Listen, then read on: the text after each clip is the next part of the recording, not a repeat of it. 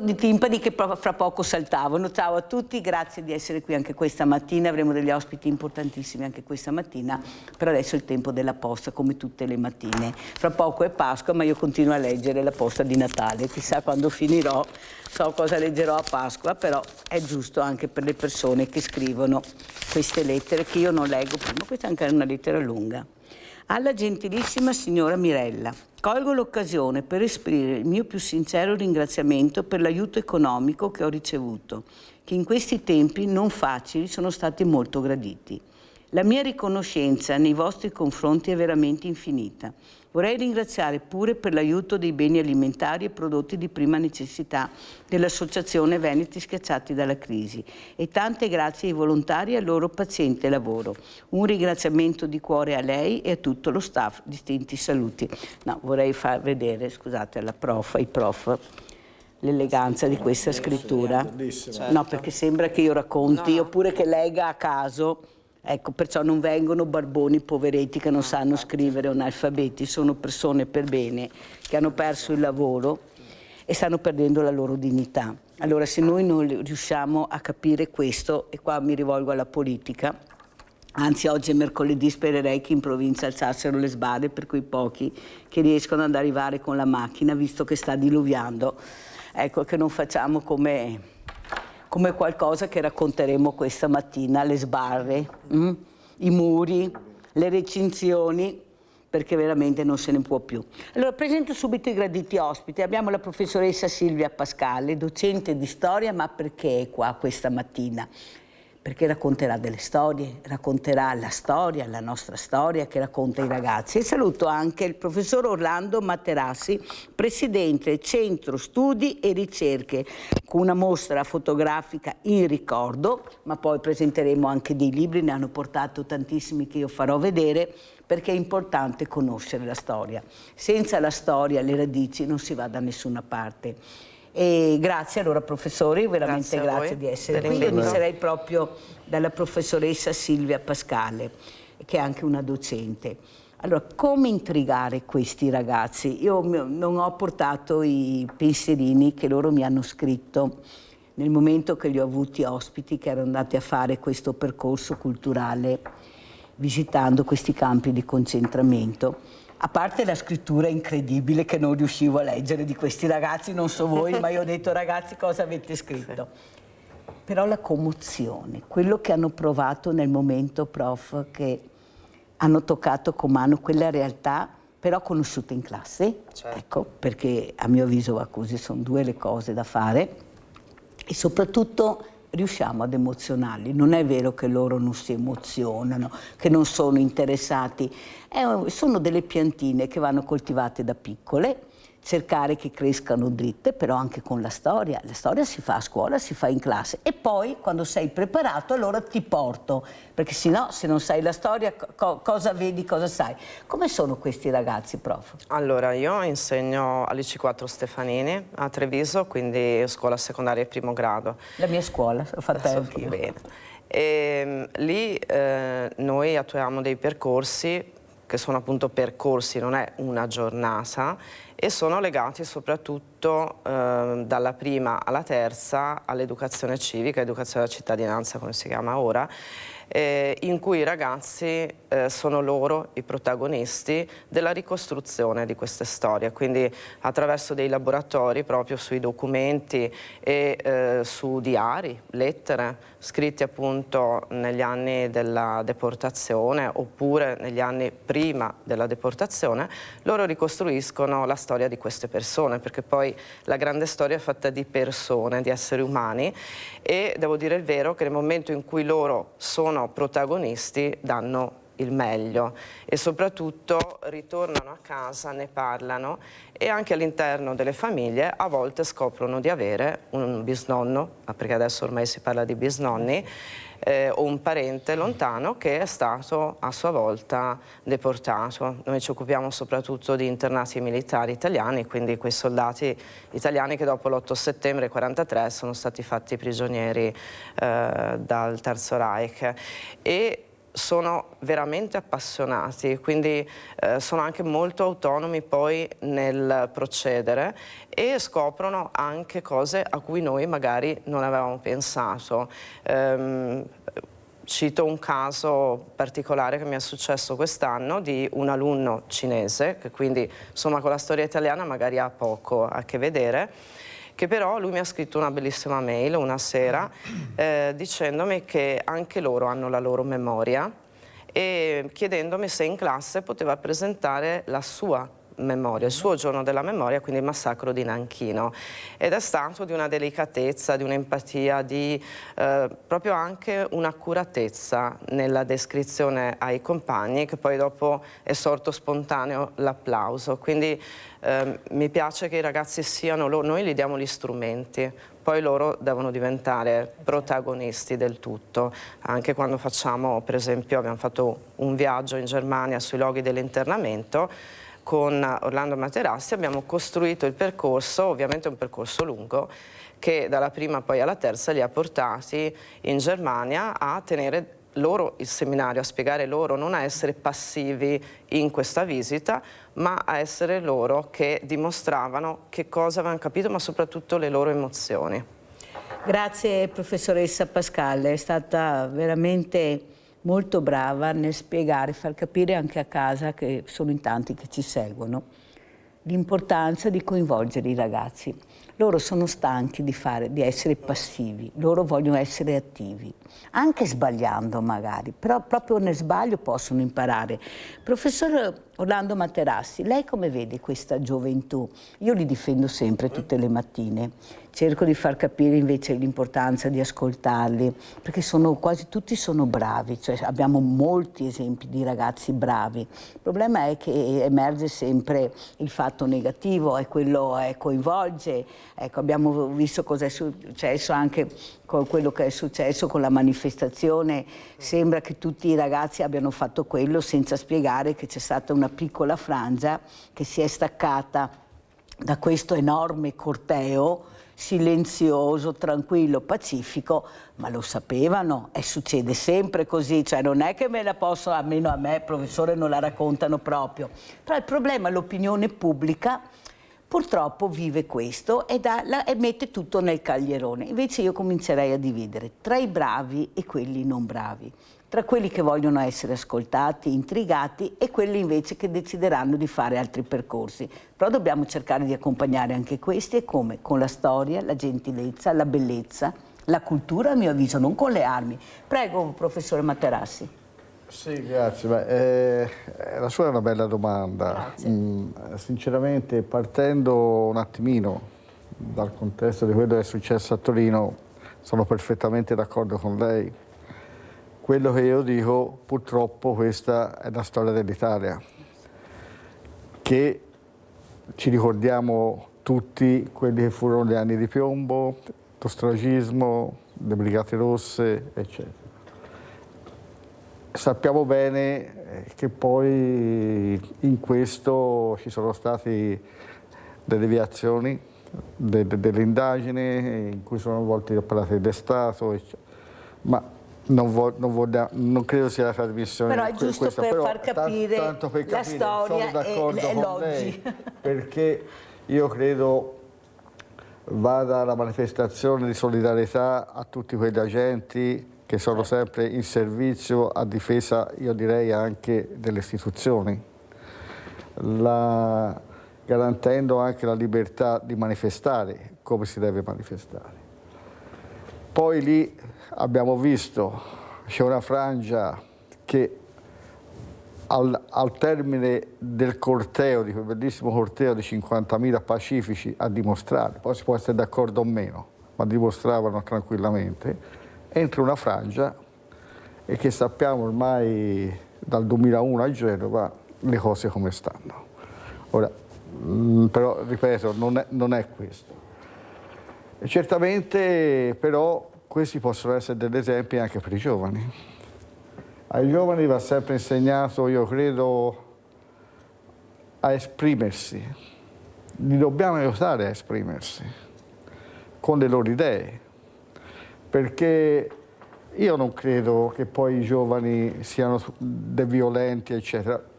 Siamo in uno studio televisivo, dico anche qualche volta attenti alla comunicazione che facciamo. Perché io vedo i gossip in TV, Gandasco, dove tutti sono magistrati, avvocati, cioè anche una cosa triste, che è anche quella dell'uccisione di persone, a volte diventano degli spettacoli. E allora quale insegnamento diamo ai giovani? Ai giovani invece dobbiamo insegnargli che il crescere con la cultura, con la storia del nostro paese, ma là dove, come diceva anche la professoressa prima, li seguiamo in una certa maniera, li educhiamo, questi ragazzi riescono ad esprimersi veramente, veramente bene. Quindi dobbiamo dargli gli strumenti. E quello che io dico ai ragazzi quando li incontriamo, non avete paura a chiedere. Chiedete chi erano i Beatles, li dico sempre in modo metaforico, perché non solo avete i doveri, ma avete il diritto di conoscere quello che è stata la storia prima di voi. Perché se noi ci scordiamo la storia, se noi perdiamo la memoria, è chiaramente, in questo caso, come parleremo anche degli internati militari, eccetera, ricadremo in quegli errori che ci sono stati nella storia. La storia del primo Novecento, il fascismo, il nazismo, la seconda guerra mondiale. Dobbiamo spiegarla bene. Ma spiegarla bene veramente? Bene, per quello che è stato.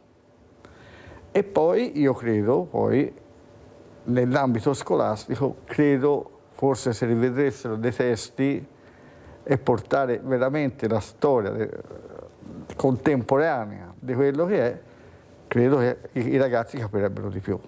Allora, professoressa Pascale, mi sembra molto chiaro quello che ha detto anche il Presidente, il professor Materassi. Il problema è capire cosa vogliono questi ragazzi. Io dico sempre, professoressa, che io non devo essere fortunata ad avere quella scuola, quegli insegnanti. Io devo avere quello che mi aspetta di diritto, capire e conoscere, ma non funziona così. Purtroppo non funziona così. Ed ecco che diventa un problema. Chi è fortunato e riesce a conoscere la storia è come quando ho avuto quel responsabile della foresta del Cansiglio, che mi ha detto: professoressa, vedi Mirella, quando arrivano i ragazzi con le scuole, tutti assieme, noi vediamo quelli preparati e quelli non preparati. Tutti e due hanno gli insegnanti, i docenti, però vediamo quelli che hanno capito e hanno imparato qualcosa prima di arrivare e quelli invece che non hanno capito niente perché non è stato loro spiegato.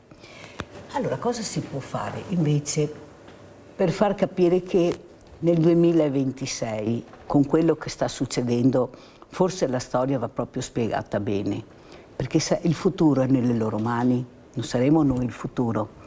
E se non li facciamo conoscere la storia, le radici, cos'è veramente uno sterminio, non lo capiranno mai. Perché, come dice il professor Materassi, Presidente, cioè quello che stiamo vedendo, cioè non è che sia proprio di buon esempio. E loro assorbono, assorbono come spugne quello che si vive in casa e loro poi lo trasmettono quando entrano in società. Quello è. Prego, professoressa. E poi presentiamo anche il libro. Allora faccio due osservazioni. Una è quella, prendo spunto dall'accenno alla guida del Consiglio. È vero, io vivo in un istituto dove c'è una grande comunità e quindi noi docenti affrontiamo ovviamente in maniera organica e anche molto così coordinata quelle che sono le preparazioni per quanto riguarda sia affrontare le materie, affrontare le uscite, affrontare gli approfondimenti, i progetti. Quindi diciamo che io mi ritengo anche fortunata di essere in quell'istituto e di condividere poi con i colleghi la stessa linea. Farei un appunto su quello che sono i libri di testo, in particolare quello di storia, dove sistematicamente ogni anno ci relazioniamo con i rappresentanti delle case editrici per cercare di aggiustare il tiro. Lui faceva giustamente, Orlando, il riferimento alla storia del Novecento, che è la parte critica. E poi cerchiamo anche di coinvolgere i genitori in questo processo educativo, perché senza la famiglia, senza la condivisione con la famiglia è complicato, perché altrimenti uno fa e l'altro disfa, no? Si dice qui in Veneto. E quello è importante, avere il supporto, avere la condivisione e la fiducia. Ecco, ci deve essere un patto proprio di corresponsabilità in quello che è l'accompagnamento dei ragazzi in questo processo di crescita, ma non solo per quanto riguarda la storia intesa come date, fatti, no? Che noi l'abbiamo studiata così e diventava anche molto noiosa, sinceramente. È vero, è vero. Ecco. Ma partendo anche da riflessioni sul rispetto, su quelli che sono i diritti, i doveri, perché non sono solo tutti diritti ma anche doveri, e creando all'interno della classe un clima proprio di condivisione, di possibilità di parlare, di ascolto, come diceva lei prima, e con quello si costruisce anche, per esempio, un percorso dove si va a capire perché si è arrivati a un certo momento della storia con i campi di concentramento, perché si parte dalla paura del diverso, si parte dall'emarginazione, si parte da una serie di questioni che devono essere affrontate anche adesso nel clima in cui stiamo vivendo. Allora, vediamo anche il libro che avete presentato pochi giorni fa, vediamo anche dalla regia se mi mandano la copertina. Ecco, perché questo libro, Presidente Materassi, poi lo sentiremo anche dalla professoressa Pascale, l'importanza di scrivere, di far capire, di leggere, ecco, di lasciare un segno. Come diceva, si parlava prima Liliana Segre, chissà se i libri di storia rimarranno 2 righe di quello che è successo. Presidente. Allora, questo ultimo volume che abbiamo scritto... Che vediamo? No. No, non è questo? No, è parola e immagine. Ecco, lo facciamo vedere così, ne hanno tanti, così vedono. Eccolo qua, prego, Presidente. Diciamo, è un libro in work in progress, se possiamo dire, perché partono dalla parola. La parola è il diario di mio babbo, internato militare, che scrive appunto un diario, e le immagini è la mostra fotografica che il nipote, mio figlio Yuri, ha fatto in onore del nonno. Una mostra fotografica che vince un primo premio appunto sul tema del ricordo. E quindi al di là, e devo dire, questo volume che mi prende l'emozione, perché ritrovo l'affetto verso mio babbo, ma ritrovo anche l'orgoglio del mio figlio Yuri e dell'altro Nicola, che vollero andare a vedere i luoghi dell'interramento del nonno. Ma cosa sta a significare? È quello un po' che dicevamo prima sui giovani. Abbiamo bisogno che ogni generazione sia candela di memoria. In questo caso saltando una generazione, ma c'è un motivo.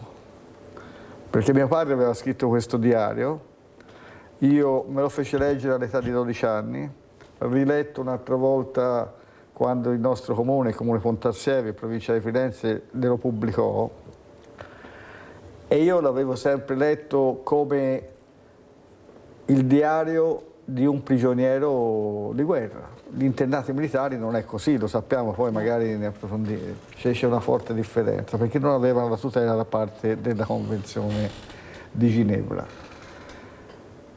L'assenza di dialogo tra mio padre e me, ma questo, vediamo, non sono stato soltanto io, qui è la questione di non tramandare il famoso trauma generazionale. Di non ferire. Di non ferire il figlio delle sofferenze che io ho subito. Esatto. Diverso è il rapporto con i nipoti, ma questo lo vediamo continuamente, perché chi ha subito delle sofferenze con i nipoti parla in modo più libero, tranquillo. Mio padre li parlava anche in tedesco, ecco, ai miei figli, cosa che non ha mai fatto con me. Ed era difficile per me parlare con mio padre perché sapevo le sue sofferenze, comunque al di là, anche se non sapevo era un internato militare, non avevo capito cos'era, però le sofferenze della prigionia, sì. Sapevo che lui quei luoghi non li aveva voluti rivedere. E guardi, l'unica volta che noi abbiamo parlato della Germania, un po' in politichese, diciamo così, fu nel momento della caduta del muro di Berlino. Io gli dico, babbo, finalmente potremo avere un'altra Europa, si aprono le frontiere. E lui mi disse, non sai quello che abbiamo patito noi. E io non gli chiesi cose. Poi l'ho capito andando lì nel viaggio con i miei figli. Quindi questo libro, ripeto... Vediamo, scusate, permesso dalla regia, se riescono a mandarmi questa foto per cortesia, Andrea, chiedo, se ne abbiamo tante, grazie, se riusciamo a mandare le foto. Prego, Presidente. Per finire poi su questo, io ho parlato dell'affetto verso mio padre, dell'orgoglio verso i miei figli. Direi qui pubblicamente, l'ho fatto anche nella presentazione del libro, di ringraziare la professoressa Silvia Pascale. Perché?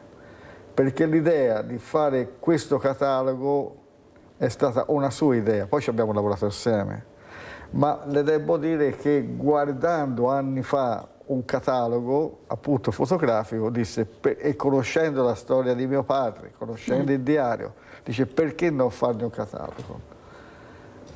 Ci siamo riusciti, oltretutto siamo stati supportati da uno sponsor, che è la gioielleria Minotto. Abbiamo trovato anche la condivisione istituzionale con il comune di Pontassieve, dove abitiamo, dove abitava mio padre, dove abitiamo noi adesso, mio padre è morto. Abbiamo trovato la condivisione di tanti amici qua a Treviso che ci hanno messo, il professor Perini ci ha messo a disposizione lo spazio, il solito, per questa. Abbiamo trovato tanti volontari e dirigenti della nostra associazione. Vorrei ringraziare anche qui tutti, quindi... No, fa bene, Presidente, ci mancherebbe. Laura, Francesca, Monica. Dobbiamo ringraziare anche il Presidente del coordinamento dell'Associazione d'Arma, Enzo e Andretta. Può darsi mi sia scordato di qualcuno, ma vedo che è diventato non solo un nostro lavoro, ma un lavoro di comunità, e questo mi piace. Avete fatto squadra, sì. parla tanto di squadra, sì. Ecco, questa volta siete riusciti a fare squadra e rete. Sì. Allora, professoressa Pascale, vi faccio vedere questa foto. È un'immagine che fa capire tante cose. Una semplice rotaia, piccolo pezzo di rotaia, ma che parla. Nel momento che io guardo questa foto, riesco a immaginare quella che sarà la storia, che io magari conosco in parte, ma che vorrei capire di più.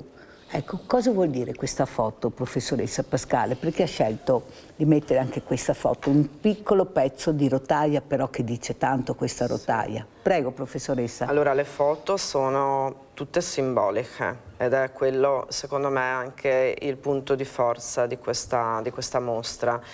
Sono simboliche perché sono accompagnate poi da le pagine del diario, alcune parti, e rappresenta la deportazione, rappresenta il momento in cui gli internati militari, questi soldati, insomma, che ricordiamocelo, moltissimi erano ragazzi, vengono portati per una loro scelta, perché potevano anche non essere deportati, scelgono di dire no al nazifascismo e quindi vengono deportati nei lager del Terzo Reich. Quindi la rotaia, anche nei racconti di qualsiasi sopravvissuto che possiamo magari ascoltare adesso, perché anagraficamente purtroppo moltissimi se ne sono andati, rappresenta proprio questo trasporto in questi vagone bestiame verso, loro dicono, ignota destinazione, poi si renderanno conto appunto che sono campi di concentramento, punti di lavoro forzato, come nel caso appunto di Elio Materassi,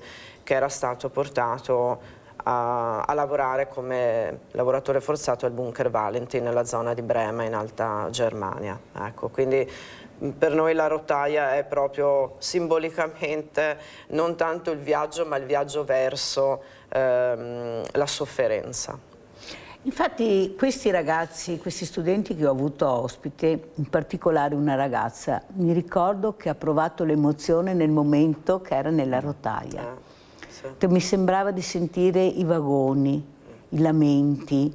Vuol dire, perciò questa foto io la ringrazio, ecco, ringrazio anche di questo diario, di questo libro, perché racconta la verità, la storia. Qua non puoi scappare, non puoi dire che non è vero, non puoi dire che questa foto non esiste, ecco, perché è la storia, la foto è la storia, io c'ero, non ci sono più, ma questa è la mia foto, ricordati di me. Ecco, cos'è il ricordo, Presidente? Beh, allora, il ricordo, si parte sempre dal ricordo. Credo il ricordo vada anche declinato a plurale, ci sono tanti ricordi degli affetti, ricordi degli amici, ricordi dell'amore, ricordi della memoria. In questo caso è un ricordo della memoria perché è importante, si parte da lì, perché semplicemente a volte diciamo memoria, ma memoria di cosa? Chiaramente di un ricordo. Allora è utile conoscere in questo caso la storia, quello è il ricordo. Io ti ricordo che la storia è stato questo. Su quella storia dobbiamo fare memoria. Cioè quella storia conoscerla in modo approfondito e su questo io devo fare memoria, anche per il futuro. La memoria sta nel conoscere, valutare, ma anche capire. La memoria dei nostri internati militari italiani sta tra quelli che gettarono le basi per il nuovo ordinamento statale che da monarchia diventò repubblica e i cui valori sono sanciti nella Carta Costituzionale. Dall'anno si scappa. Allora, questo è un punto fermo e quindi la memoria sta nel riconoscimento della loro resistenza, perché fu una resistenza sicuramente anche militare, una scelta, perché come diceva la professoressa potevano dire di aderire prima alla Wehrmacht, poi nell'esercito fascista della Repubblica Sociale Italiana e avrebbero riacquistato la libertà. Fanno una scelta, quindi dobbiamo fare memoria di quella scelta, di non rimanere indifferenti.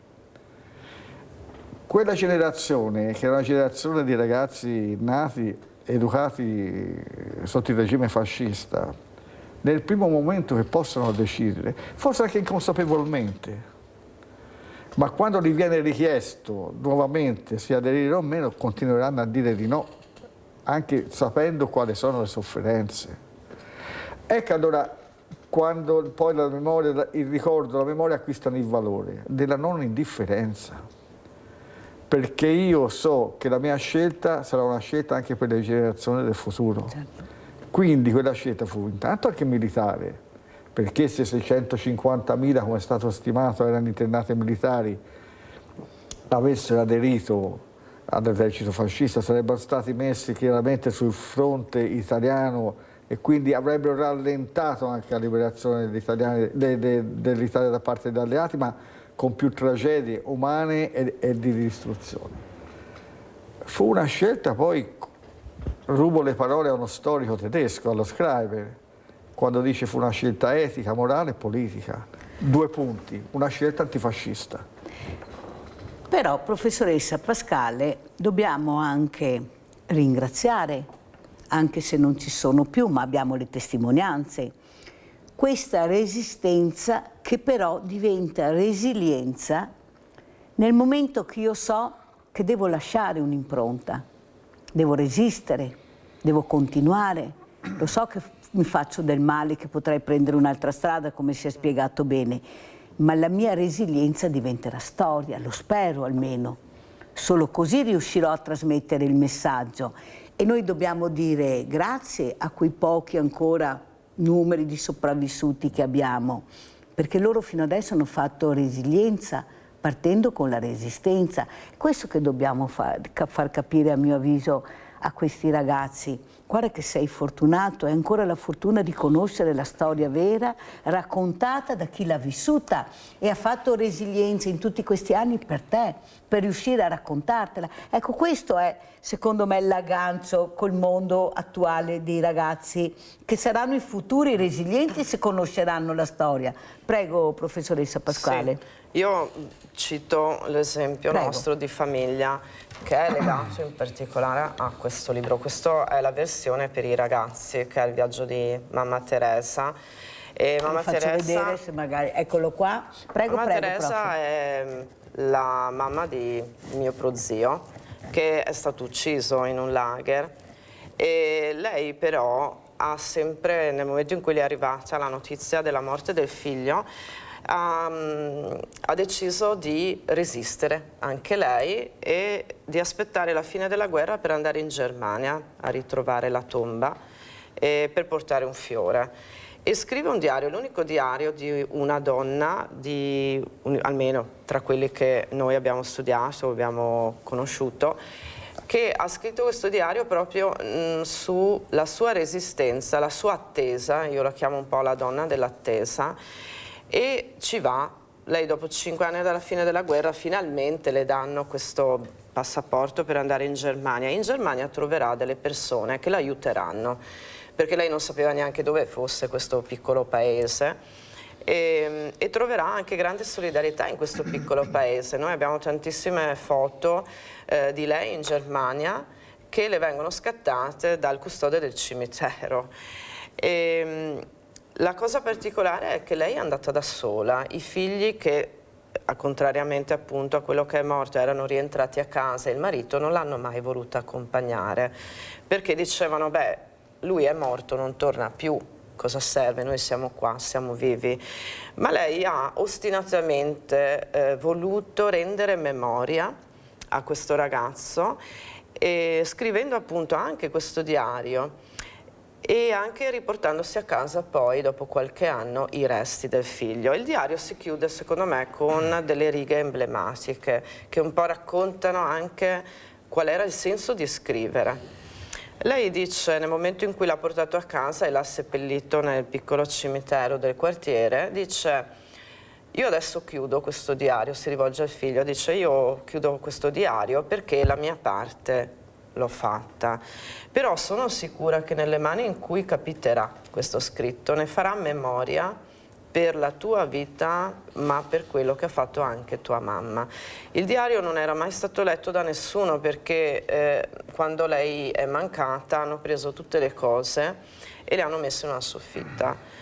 Quando io trovai il nome e cognome di questo prozio, siamo andati in cerca del diario, l'abbiamo trovato e appunto è arrivato nelle mie mani, e diciamo che è emblematico questo lascito. Ecco, secondo me è uno dei messaggi più potenti che si possa trovare all'interno. Si può cancellare questo, vero prof? No, assolutamente.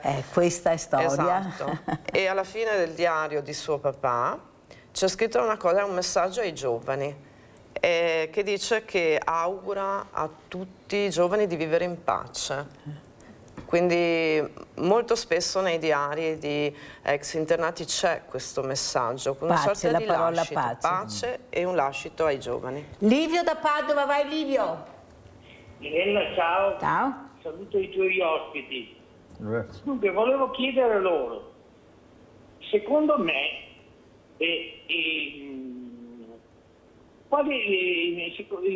spiegare ai giovani quali sono i motivi psicologici che hanno indotto molti giovani ad abbracciare il fascismo. Ecco, volevo solo chiedere questo, grazie.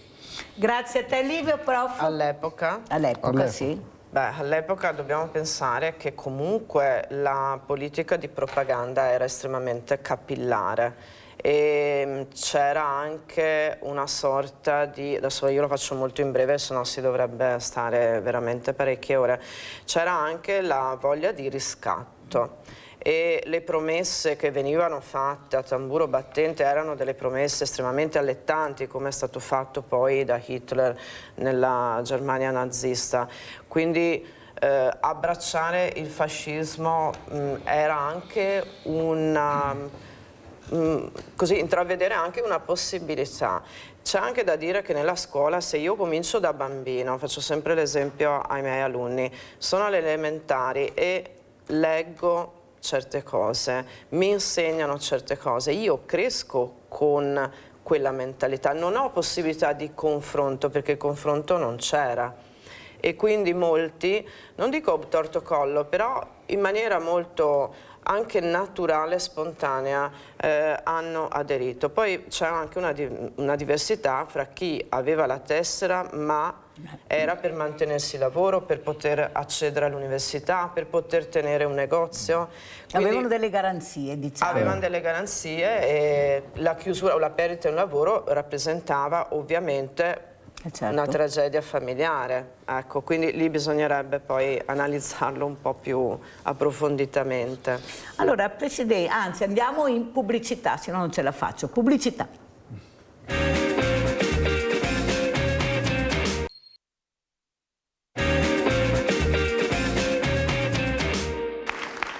A Sant'Artemio la memoria prende volto e nome. Durante la mattinata dedicata alla giornata della memoria è stata consegnata la medaglia d'onore ai familiari di Erminio Pizzaia di Pederobba, militare internato nei lager nazisti. A ricevere il riconoscimento la figlia Nella, particolarmente emozionata. Che persona era?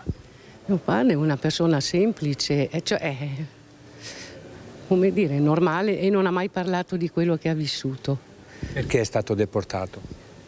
Perché ha detto no al nazifascismo. Lui faceva parte di quegli internati che sono stati catturati nel fronte slavo dopo l'8 settembre 1943 e deportati appunto nei campi di concentramento. Lui nello specifico fu prima portato a Stettino e poi spostato in un momento successivo nel campo di concentramento di Sandbostel.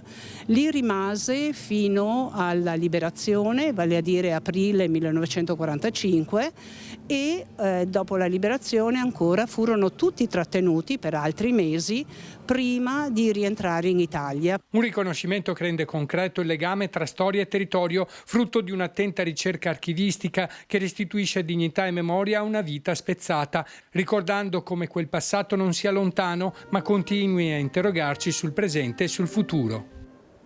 Interrogarci sul futuro, Presidente, conoscendo però il passato, se no come ti interroghi, su cosa ti interroghi? Assolutamente. È la storia? Allora qual è la storia futura?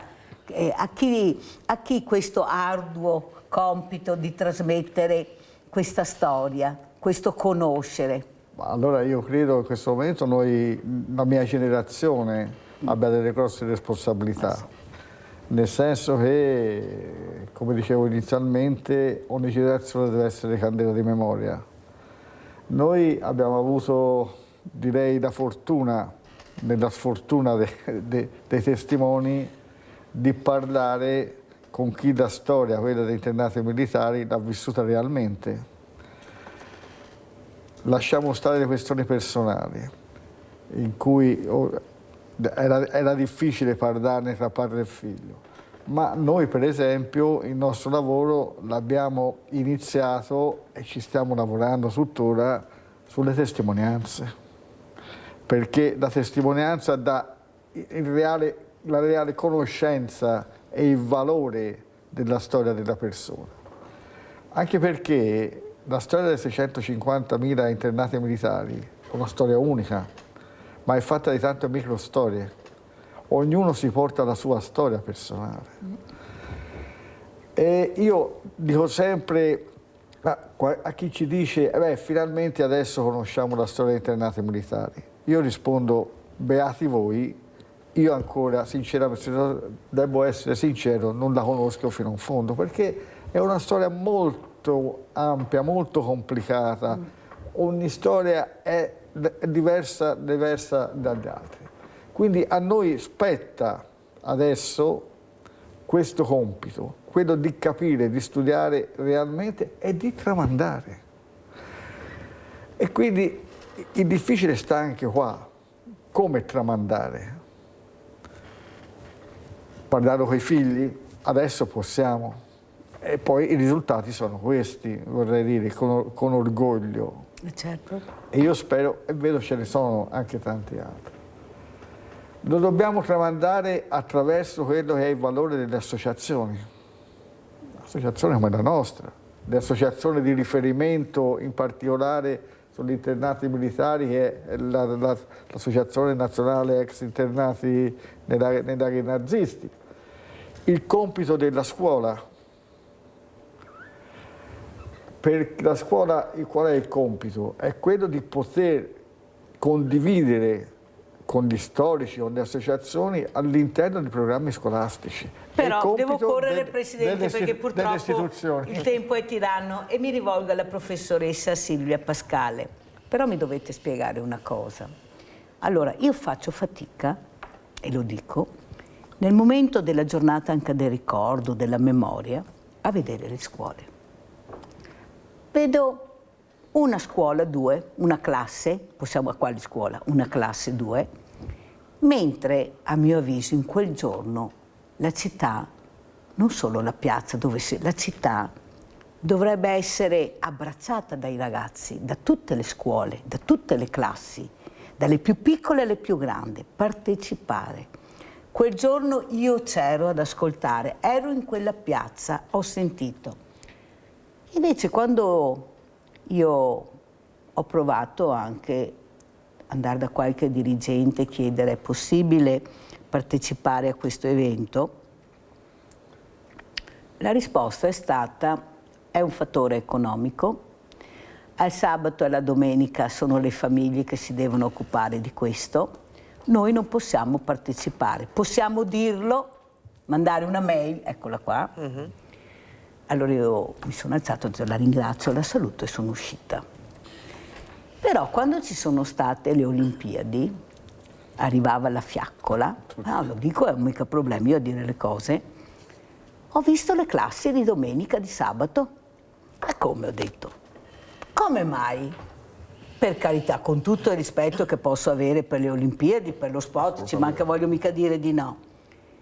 Ma perché tu porti i ragazzi il sabato e la domenica e quando c'è un evento importante del ricordo, della memoria, devo essere fortunato o fortunata se in quella scuola c'è quel dirigente che mi dice no, vi accompagno in questo giorno. Ma come si fa a non far partecipare le scuole sul giorno della memoria?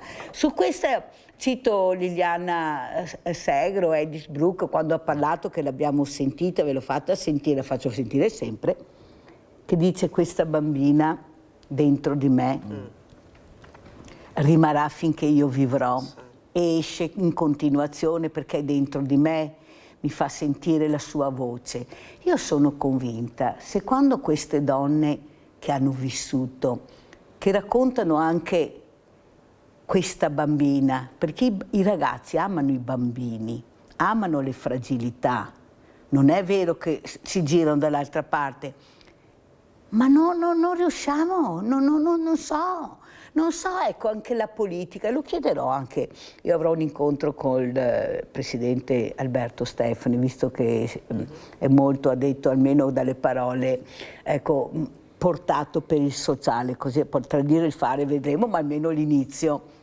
Le scuole devono partecipare tutte, indipendentemente che sia sabato, domenica o lunedì, perché se sono loro, anche qui è merito di questi ragazzi che non ci sono più, di queste donne che hanno rischiato la vita, molte sono morte, poche, anche qua professoressa Pascale, nomi e cognomi di donne molto poche rispetto a quello che hanno dato, esatto. Ecco, perché? Perché la figura maschile emerge, non c'è niente da fare, ma quante donne non sapremo mai il nome e cognome che hanno lasciato la loro vita per questi ragazzi, perché se sono fortunati ad essere qui è merito di tutte queste persone che voi avete portato in libro, o sbaglio? E perché la scuola non partecipa? Cos'è la scuola alla fine se non anche il ricordo, raccontare la memoria, la storia, le radici? Perché se non lo fai in un momento dove che la storia e la memoria è evidente, quando lo faccio? Quando vedo partecipare queste persone che ancora abbiamo la fortuna di avere, che hanno i ricordi, che ti fanno nel momento che parlano, tu vedi queste lacrime ancora che scendono. Ho visto anche il presidente prima emozionarsi quando ricordavo il babbo, l'ho visto, questo, cioè, è inutile questo occhio che si...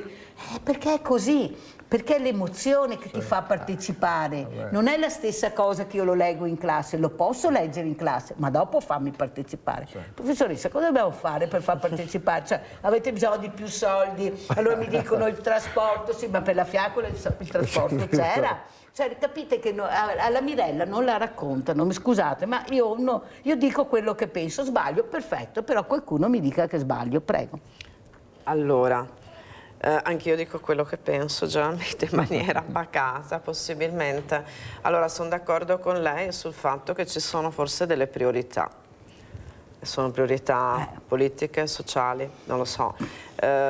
Sicuramente c'è una difficoltà nel creare evento comune, parlo a livello di tutte le scuole. Certo. Per motivi logistici, per motivi di trasporto, per motivi di sabato, domenica pomeriggio, eccetera, questo sicuramente. Cosa si potrebbe fare? Sinceramente non ho una risposta, nel senso che a volte anche il coordinarsi diventa faticoso, forse c'è troppa fatica dietro e quindi è lasciato un po' alla libera, no? Interpretazione. E anche la libera volontà degli istituti, con l'autonomia scolastica ovviamente ogni istituto può fare da sé. Ripeto, nel mio si cerca di fare un qualcosa di comune. È faticoso, perché è faticoso? Perché quando tu devi collazionare tutte le classi ovviamente ci sono colleghi di altre discipline, cioè, però insomma si arriva anche, lavorandoci da settembre, a una sorta di comunità. Quello per quanto riguarda la visibilità esterna, noi come associazione, per quello che è possibile, coinvolgiamo i ragazzi, mandiamo gli inviti, cerchiamo di farli partecipare. Non avremo mai tutte le classi, questo è un mio personale parere. Ma un passetto alla volta, come mi ha detto quella studentessa, vedrai Mirella che ce la faremo. Prima o poi ecco, io sono molto ottimista quando sento questi ragazzi che sono ottimisti loro, veramente. I ragazzi sono sempre propositivi. Veramente, quando ha detto vedrai Mirella, un piccolo passetto alla volta, ma ce la faremo, mi fa molto piacere. Allora io so che c'è Cristina, so che dovevo chiamarti ieri Cristina al telefono, ma non sono riuscita a chiamarti, ma ti chiamerò oggi pomeriggio, te lo prometto, tanto in un giorno non ti cambia la vita tesoro, però ti chiamerò oggi pomeriggio, sai Cristina, fidati. Allora Presidente, come chiudiamo? So che anche la professoressa deve andare a scuola, non a caso. Ecco, come chiudiamo Presidente, ecco, questa puntata, questa trasmissione, con quale messaggio vuole chiudere? Chiudiamo dicendo che questa è stata una trasmissione importante, vediamolo come un tassello di un puzzle ancora tutto da costruire. E questo è stato importante perché abbiamo parlato non soltanto, in questo caso, del tema degli internati militari, ma in particolare il loro rapporto con i giovani oggi.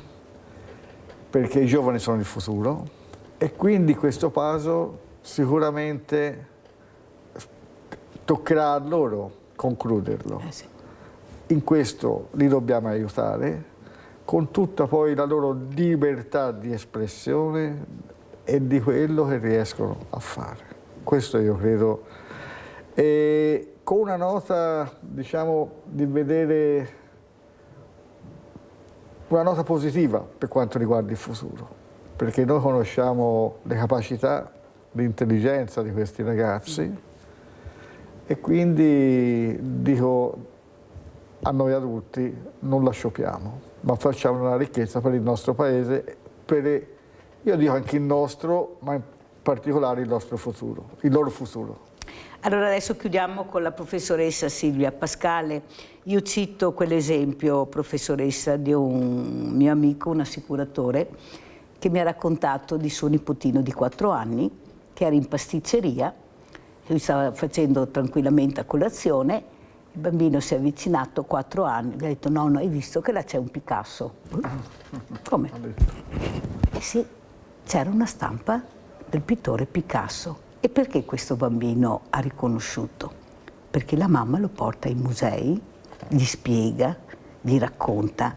E il bambino di 4 anni, forse il suo cervello, che è la spugna che assorbe talmente in maniera veloce e riesce a imprimere nella sua testina quello che vede, quello che sente, e ha detto: nonno, è un Picasso. Ho detto: era vero. Ecco perché dico che bisogna iniziare da piccoli. Poi fai fatica a 18, a 20, la mente è un po' annebbiata con tutto quello che hanno, però se tu inizi da piccolo e davanti a quel quadro gli dici, come mi ha detto quel critico d'arte, fermati, che lui ti sta parlando, fai le domande che lui ti risponderà. Poi lo trovo al bookshop, passano via e poi stanno ferma. Ecco, forse dobbiamo fermare questi ragazzi proprio fin da piccoli con la storia. Prego, professoressa. Sì, l'unica cosa che posso dire è fare sviluppare un senso critico. Mi viene in mente Aristotele che diceva che i ragazzi non sono vasi vuoti da riempire, loro hanno già, come dice lei, l'intelligenza, hanno già le capacità e noi dobbiamo fare in modo che queste capacità e questa loro intelligenza cresca, emerga e farne proprio delle personcine in grado di avere un loro spirito critico. Ecco, io mi auguro sempre questo quando mi arrivano le nuove classi. Ecco questo messaggio, Sì. l'ultimo messaggio invece alle persone che la stanno ascoltando, a questi diversamente giovani che sono le mie fragilità e sono tantissimi che stanno ascoltando in silenzio, ma e poi veramente, ecco, io ringrazio sempre perché la fortuna di questa trasmissione sono loro, sono gli ascoltatori. Ecco, cosa vuole dire a queste persone che invece hanno il vissuto? Parlate, raccontate. Allora sicuramente sì, partecipate perché poi la partecipazione fa la differenza e soprattutto visto il silenzio che ha accompagnato per moltissimi anni queste storie è arrivato il momento di parlare, di testimoniare, anche di aprire i cassettoni del Comò dove molti come ha fatto lei, trovano, no? Esatto, lettere, ricordi, perché io dico sempre anche una cartolina dal campo, anche una piccola lettera è una testimonianza importante, non serve avere il diario di 400 pagine o chissà cosa. Facemmo anni fa un volume, l'antologia Fiori dal Lager, che l'ho pensata appositamente per chi aveva anche trovato solamente un piccolo bigliettino, perché per quella famiglia, per quella persona era fondamentale essere ricordati. Ecco, quindi aprite i cassetti del Comò. Grazie alla professoressa Silvia Pascale, docente e storica, grazie anche a Orlando Materassi, presidente Centro Studi e Ricerche, di essere stati con noi. Pubblicità.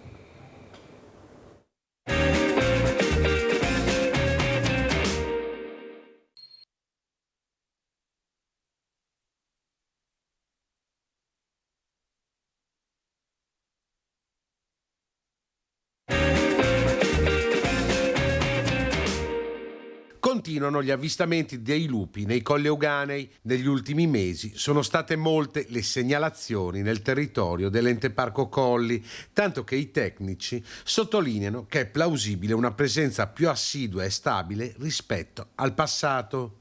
Il presidente dell'ente, Alessandro Frizzarin, sottolinea che la presenza del lupo sui Colli Euganei è un arricchimento della biodiversità ed è necessario proseguire il monitoraggio. Allo stesso tempo, però, si raccomanda precauzione per proteggere gli animali domestici ed allevamento, evitando di lasciarli incustoditi nelle ore serali e notturne. Gli animali d'allevamento vanno custoditi adeguatamente in ricoveri protetti e, dove è necessario, le strutture vanno dotate di recinzioni idonee.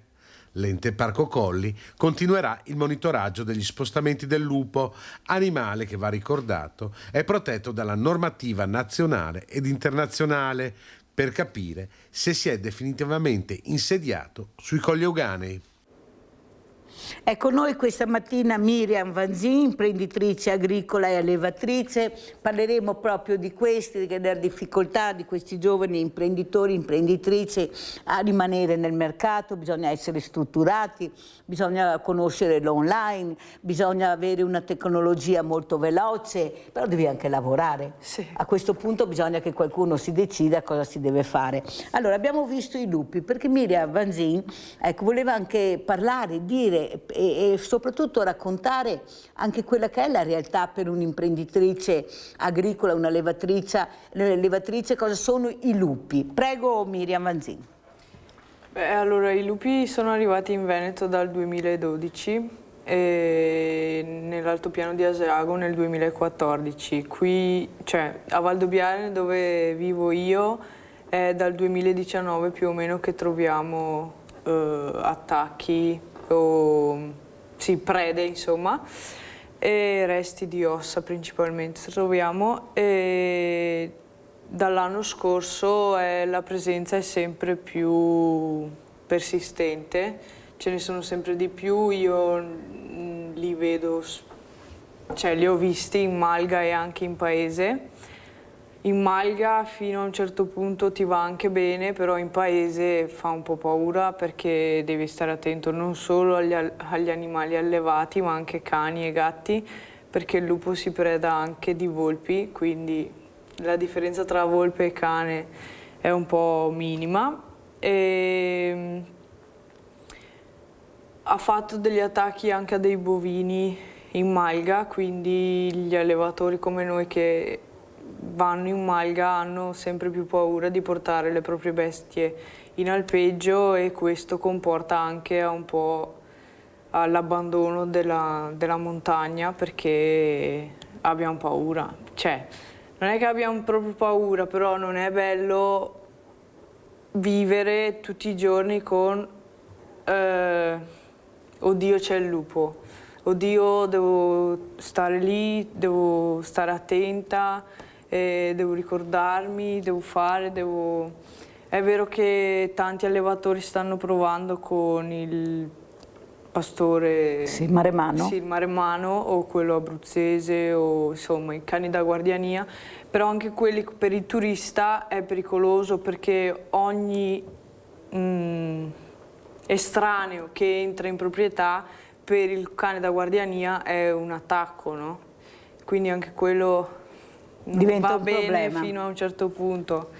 Però quello che volevo chiederti, Miriam Vanzin, non è che l'uomo si sia un po' troppo appropriato di questi, ecco, di questi pascoli dove una volta c'erano questi animali, anche questi animali selvatici, sempre più in alto, per anche un cambiamento climatico, per tante cose, invece di capire che c'è una linea di confine che non si può superare, perché poi la natura bene o male arriva anche con questi animali.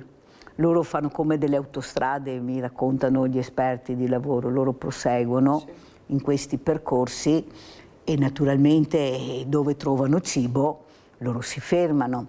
Ecco, e soprattutto quello che abbiamo sentito, ecco, non è più l'alpeggio di una volta, è cambiato molto. Bisogna strutturarsi.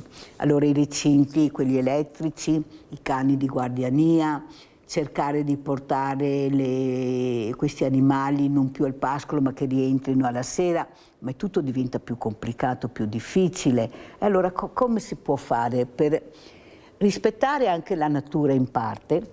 Mi sembra sia passata una legge che adesso si può uccidere il lupo. Ho sentito che... cioè non è più super protetto, ecco, è solo protetto e esatto, decideranno. Ecco, perciò avete capito che avevo sentito bene.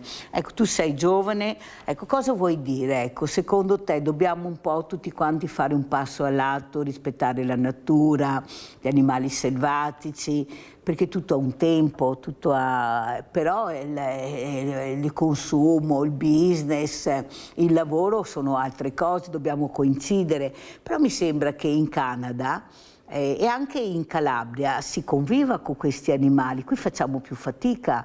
Ecco, prego, ti ho invitato apposta. No, c'è anni fa c'era, mi pare che l'ultimo lupo è stato ucciso negli anni 80 più o meno, 70-80 l'ultimo, e prima di quegli anni c'era la persona apposta che uccideva il lupo e poi andava davanti al municipio a dire io ho ucciso il lupo e veniva pagato.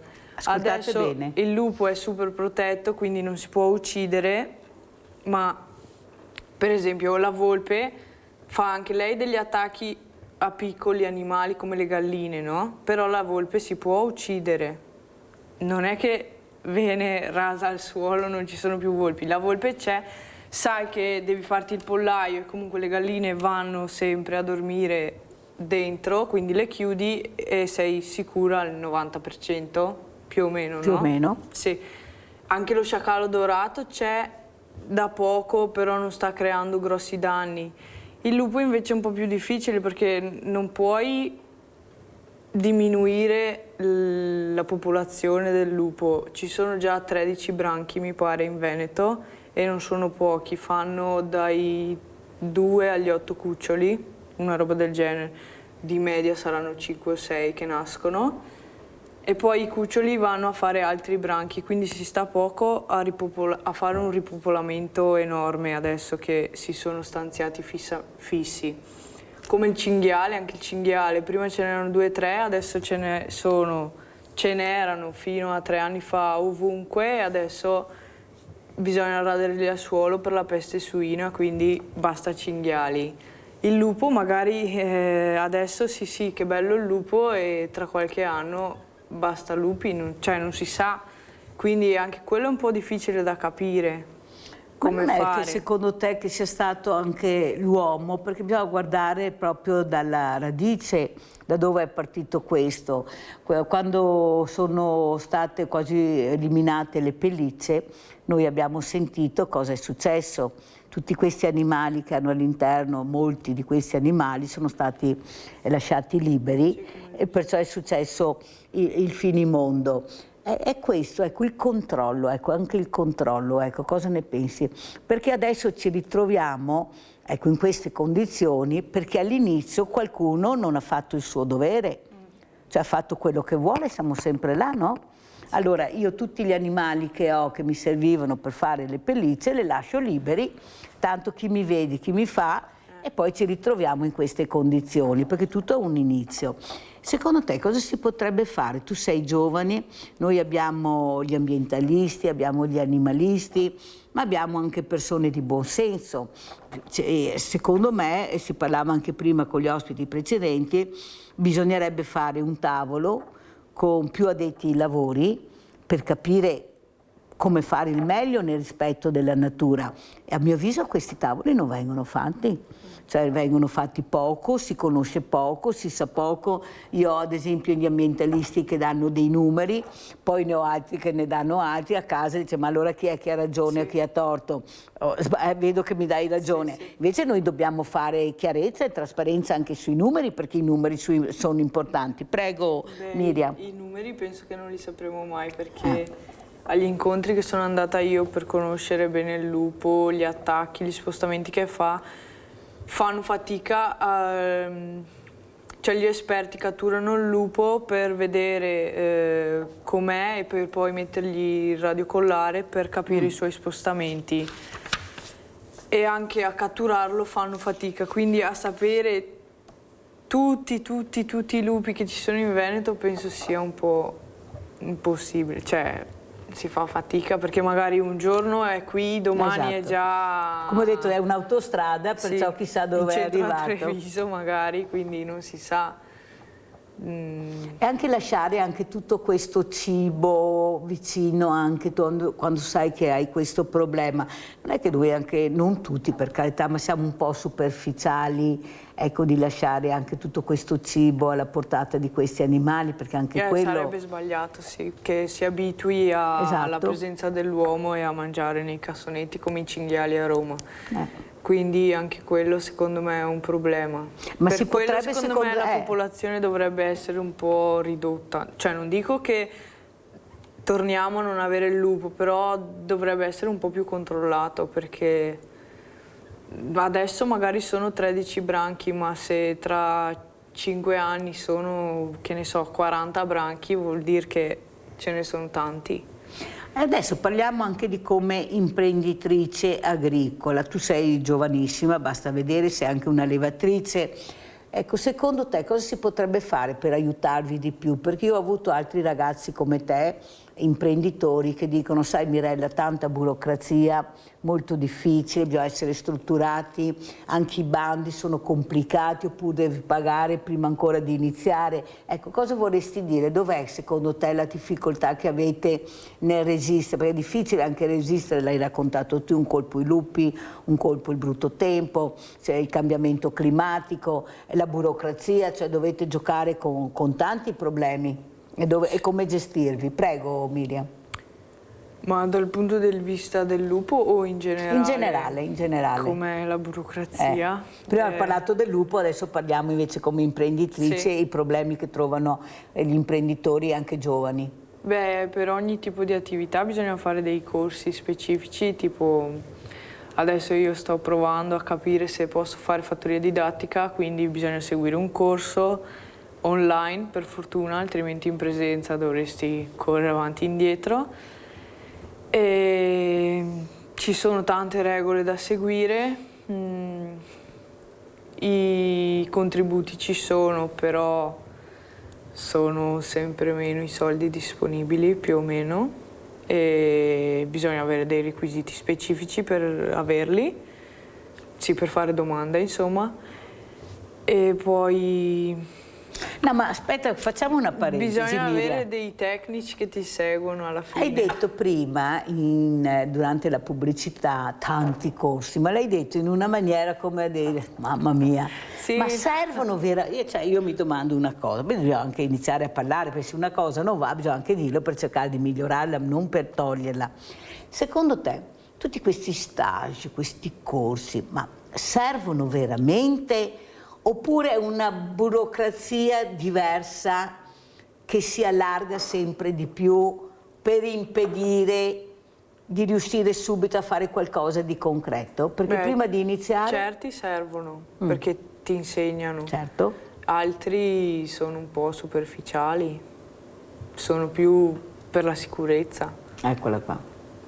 Ma li trovi utili oppure secondo te dovrebbero essere, come hai detto per i lupi, snelliti? Non tolti ma snelliti. Beh, anche fare magari, che ne so, un corso, ma non di 100 ore, o parlare ogni tanto con i tecnici della faunistica, no? Che ti spiegano meglio come il lupo attacca, come ho fatto all'incontro che sono andata, quando e come, e se... perché hanno detto che ogni allevamento ha un problema, no? Cioè ha un metodo di difesa. In base al tuo allevamento sai come difenderti dal lupo, però devi avere un tecnico che ti segue e che ti dice sì, per te va bene che tieni chiusi gli animali di notte e per il resto del giorno sei tranquillo, oppure no, prenditi il cane da guardiania o recintati, vivi dentro una gabbia. Vivi dentro una gabbia? Perché sì. Alla fine? Alla fine non è un problema solo nostro, degli allevatori. Allora andiamo in provincia, andiamo a vedere, andiamo a Padova, provincia agricoltori, e poi commentiamo.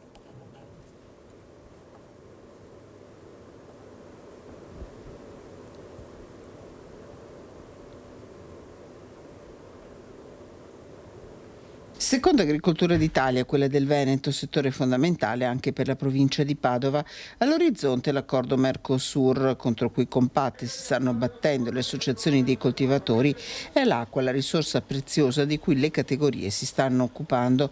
Nei cassetti dei consorzi di bonifica numerosi progetti, da Padova l'appello alla Regione. La politica senza soldi è filosofia, sull'acqua non possiamo fare filosofia, noi dobbiamo avere le risorse, i consorzi di bonifica devono avere le risorse sia per la parte di manutenzione, voglio ricordare anche tutti i danni che arrivano dalla fauna selvatica, da una mala gestione della fauna selvatica, le nutrie nel caso dei corsi d'acqua, ma anche per riuscire a mettere a terra quelle opere necessarie per la salvaguardia dei cittadini, ma anche per la salvaguardia dell'ecosistema e della produttività. Il nostro paesaggio della provincia di Padova è fortemente segnato dalla presenza di acqua e dal lavoro fatto negli anni dai consorzi di bonifica, per cui noi vogliamo che il territorio venga mantenuto quello che è, vogliamo poter continuare a produrre. Un'agricoltura capace di usare i fondi messi a disposizione. È stata appena chiusa, come dicevamo, la programmazione 2014-2022 e anche per l'ennesima volta il Veneto risulta una regione leader da questo punto di vista, spendendo tutta la dotazione, oltre 1,5 miliardi di fondi a disposizione, 26.000 aziende che ne hanno beneficiato, ma soprattutto 2.100 nuovi giovani che si sono insediati, di cui, questo è un dato che mi dà particolarmente soddisfazione, il 26% di questi giovani sono donne. Dalle categorie un appello ai consumatori. Trovo assurdo mangiare le fragole quando non è stagione di fragole o viceversa. Abbiamo una stagionalità, mangiamo quello che le stagioni ci portano a produrre. I nostri agricoltori sanno produrre bene, sanno produrre sano, per cui sta a noi scegliere queste derrate alimentari che sono tra l'altro ottime, di ottima qualità e controllate. L'appello è quello di consumare prodotti locali, perché i prodotti locali sono sani, sono tracciabili e sono certificati. Allora, Miriam Vanzin, come commentiamo questo servizio? Molte figure si avvicinano all'agricoltura, specialmente femminili, giovani. Ecco, questi bandi, questi contributi. Prego, Miriam. Beh, parlavano dei corsi d'acqua, lei prima mi ha detto che bisogna che ci sia un limite tra noi e la natura, no? Però per esempio se parliamo dell'acqua, noi che popoliamo le malghe nel Monte Cesena, a Valdobbiadene, preserviamo le pozze d'acqua che ci sono, che sono tipo dei laghetti, no? Che sono preziose perciò? Sì, non solo per le nostre bestie allevate, ma anche per la fauna selvatica. Quindi anche quello è importante, perché non ci sono corsi d'acqua qui a Valdobbiadene come... Manca l'acqua, Miriam, secondo te? C'è poca acqua? In generale? In generale. Ma... Conformi i periodi? Sì. Ma questo cambiamento climatico lo sentite, lo vedete voi che vivete in questi posti? Va dannate. Cioè, in questo momento, ad esempio, cosa state vedendo? È arrivata la neve? Sì, ma non tantissima come gli anni scorsi. La neve ti rendi più conto, perché dici fino a 3 anni fa riuscivo ad andare a sciare, adesso faccio fatica, sempre lì nella zona, intendo. Una volta si sciava molto di più, allora. Adesso vedete pochissima neve. Beh, ma anche gli impianti sciistici penso se ne siano accorti, a parte adesso nell'ultimo mese qua che sta nevicando. Ci sono le Olimpiadi, adesso ci sono neve a Iosa, hanno detto problemi zero di nessuna parte, acqua, neve, c'è di tutto e di più, vabbè, vedremo come andrà a finire. Ecco, cosa tu ti aspetti da queste Olimpiadi, a proposito di Olimpiadi, di montagna, di numeri, di visibilità? Ecco, soprattutto anche di quello che questi numeri daranno la possibilità anche alle colline, a queste meravigliose colline che abbiamo protette dall'UNESCO. Ecco, secondo te cosa porterà tutta questa visibilità che qualcuno dice stiamo seminando? Raccoglieremo secondo te? Oppure hai visto un eccesso di zelo anche nel dare certi numeri? Beh, la fiamma olimpica penso abbia portato del turismo. Io personalmente non l'ho seguita perché non la sentivo a cuore, e porterà del movimento sicuramente, che non so se faccia bene o male tutta questa gente che si reca in un posto, anche per la fauna, e secondo me vedremo dei cambiamenti, non so se in positivo o in negativo però. Hai un punto di domanda come Mirella anche tu? Sì. Cosa succederà? Siamo in due allora, beh, ce ne accorgeremo più di due. Dopo ce ne accorgeremo alla fine, dopo faremo i conti e vedremo chi avrà ragione, perché non diciamo mica di no. Sì, magari non succede niente, magari non cambia niente. Anche perché mi sembra che i numeri ancora non ci siano per certe situazioni. Andiamo a vedere Mozzo Lupi. Sono 160 gli abbattimenti di lupi autorizzati in tutta Italia. La decisione è arrivata dal Ministero dell'Ambiente e da ISPRA, facendo seguito all'aggiornamento della direttiva europea Habitat, che da maggio aveva abbassato il grado di protezione del lupo da strettamente protetto a protetto. I 160 capi da abbattere corrispondono a circa il 4% della popolazione del predatore presente nella nostra penisola. Tradotto sulla mappa geografica vuol dire 22 esemplari in Toscana, 16 in Piemonte, 15 nel Lazio, altrettanti in Emilia-Romagna. Al Veneto, dove risultano presenti 15 branchi di lupi, è toccata una quota di appena 4 lupi. Pensando a quanto la fascia pedemontana sia stata martoriata da predazioni, avvicinamenti alle case e ai centri abitati, si tratta di un numero alquanto ridotto. Abbiamo delle criticità importanti con anche possibili rischi sul territorio. Il fatto di avere così tanti animali che poi vengono anche, è brutto dire, eliminati purtroppo con metodi fai da te, come è successo 7-8 mesi fa con l'avvelenamento, oppure come è successo l'altra sera da un incidente proprio in pieno centro urbano, è la dimostrazione che gli animali ormai non stanno più in aree recluse, ma sono proprio a ridosso delle aree urbane e in quasi pieno centro cittadino. La norma per gli abbattimenti arriva dunque un po' tardi rispetto a quanto già si è fatto in modo silenzioso e al di fuori del consentito. Alcuni allevatori amalgari hanno già deciso di abbandonare la montagna non avendo sufficienti tutele per la propria attività. Attendiamo la nuova norma per capire come si evolverà la situazione e quali passi farà la Regione. Ripeto, non è una questione di sentimentalismi, è sapere cosa realmente possiamo fare per tutelare i nostri cittadini, né di più né di meno. Di sicuro i lupi in Veneto sono più di 100, che risulta essere il numero ufficiale comunicato dalla Regione al Ministero. Avere un censimento più preciso consentirà anche di fare interventi più mirati e proporzionati.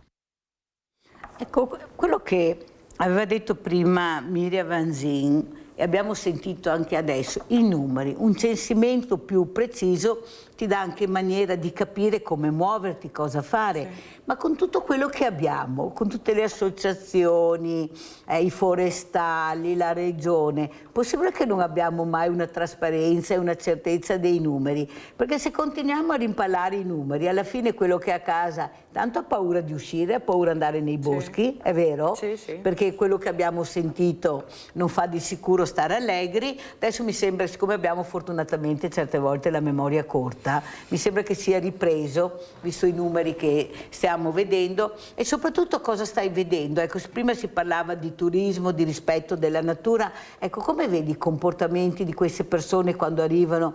Mi dicevano ad esempio sul Cansiglio il sabato e la domenica è un disastro di tante persone che arrivano. Da voi nelle maglie come arrivano? Cosa ci racconti? Beh, nella mia zona sì. Non c'è un eccessivo turismo. Oh, meno male che non è solo sì. La Mirella che lo dice, perché sembra che ci sia tutto strapieno di turisti, cioè io non li vedo. Non sembra meno male. Cioè, arriva qualche austriaco, Germania, ma no, sì, più di tanto. Non tutte le domeniche, magari girano in altre maglie del territorio, però sono abbastanza sparpagliati, vediamo più gente locale, insomma. Che gira? Sì. Meno che vive turisti. La montagna, sì. Ecco, come vivono queste persone che arrivano, quando arrivano, ecco, come si comportano, cosa vedete, cosa sono curiosi di capire. Per esempio noi abbiamo la passione dei formaggi, sbaglio? Sì. Ecco, dobbiamo portare a casa i formaggi. Come sono i nostri formaggi? Tu che li fai, che sai di cosa si tratta? Beh, io... Visto che dobbiamo mangiare sano, più sano di questa mattina, adesso ci spiegherà. Io lo faccio in modo tradizionale, a latte crudo con caglio, senza aggiunta di fermenti o muffe. Altre malghe invece utilizzano i fermenti per avere una gestione migliore, per avere tutto il prodotto uguale, abbastanza standardizzato. Io riesco a fare questo tipo di formaggio tradizionale perché ho 4 Come si chiama questo formaggio? Ha un nome? Allora ci sarebbe il consorzio Montecesen, che bisogna essere iscritti al consorzio per utilizzare il marchio Montecesen. Montecesen? Sì, sarebbe formaggio Montecesen. È un formaggio fresco, un formaggio... Può essere sia fresco che stagionato. Che stagionato, tutte e due le cose. E c'è questa richiesta di formaggio? Sì, io la vedo più su gente anziana che giovane. Ci sono più anziani che giovani che girano nelle montagne. E il formaggio chi lo mangia secondo di più, i giovani o i meno giovani? Questo non lo so perché magari mandano il nonno ad acquistarlo. Mandano il nonno e dopo lo mangiano. Sì. E va di più il fresco o lo stagionato? Quello va un po' a gusti. A gusti, ma si vende di più quale dei due? Fresco. Il fresco, Sì. c'è più un orientamento. Sì, perché riesce a farlo anche cotto. Hai capito perché? Molto importante. Un'altra cosa che volevo capire, prima si parlava di storia con la professoressa Pascale. Ecco, noi viviamo su un paese che di storia ne ha tantissima, anche da voi la Grande Guerra ha lasciato veramente dei segni incredibili dappertutto. C'è questa voglia di conoscere, secondo te, da parte dei giovani anche la storia? Riescono a riconoscere i luoghi? Tu hai qualche conoscenza della storia del tuo territorio? Beh, conosco alcune trincee o gallerie che ci sono lì nel mio paese, però vicino alla mia sede invernale avevano ricostruito una trincea e fatto tipo monumento, che ogni tanto gli alpini vanno lì per, sì, in memoria, però non mi pare che ci sia tanto interesse. Ecco, ci sono giovani appassionati, però non più di tanto. No. Cioè le scuole arrivano ad esempio a vedere questi posti? Ma penso che vadano più sul Grappa sì, che a Valdobbiadene. I soliti noti, diciamo. Sì. E questo UNESCO tu come lo vedi? Questa protezione che hanno le colline, ecco, dell'UNESCO, ecco, lo vedi presente, lo vedi importante, lo vedi come una barriera, la famosa asticella, fin là puoi arrivare, poi ti fermo. Ecco, cosa vuoi dire? Tu sai la parola UNESCO quanto importante è? Prego. Beh, essere patrimonio UNESCO è bello perché sei più riconosciuto, però è un po' difficile conviverci con i beni ambientali, insomma, se vuoi costruire qualcosa di nuovo devi ricordarti che sei UNESCO e quindi hai più vincoli e alla fine a noi come cittadini di Valdobbiadene essere UNESCO o non UNESCO non porta più di tanto. Sì, c'è cambiato poco perché il paesaggio è sempre quello e lo abbiamo sempre avuto, è un riconoscimento in più come essere... Sì, certi la vivono in maniera un po' più brutta perché hai questi vincoli in più da rispettare. Sono dei paletti praticamente che ti impediscono di fare certe cose. E certi anziani sono un po' preoccupati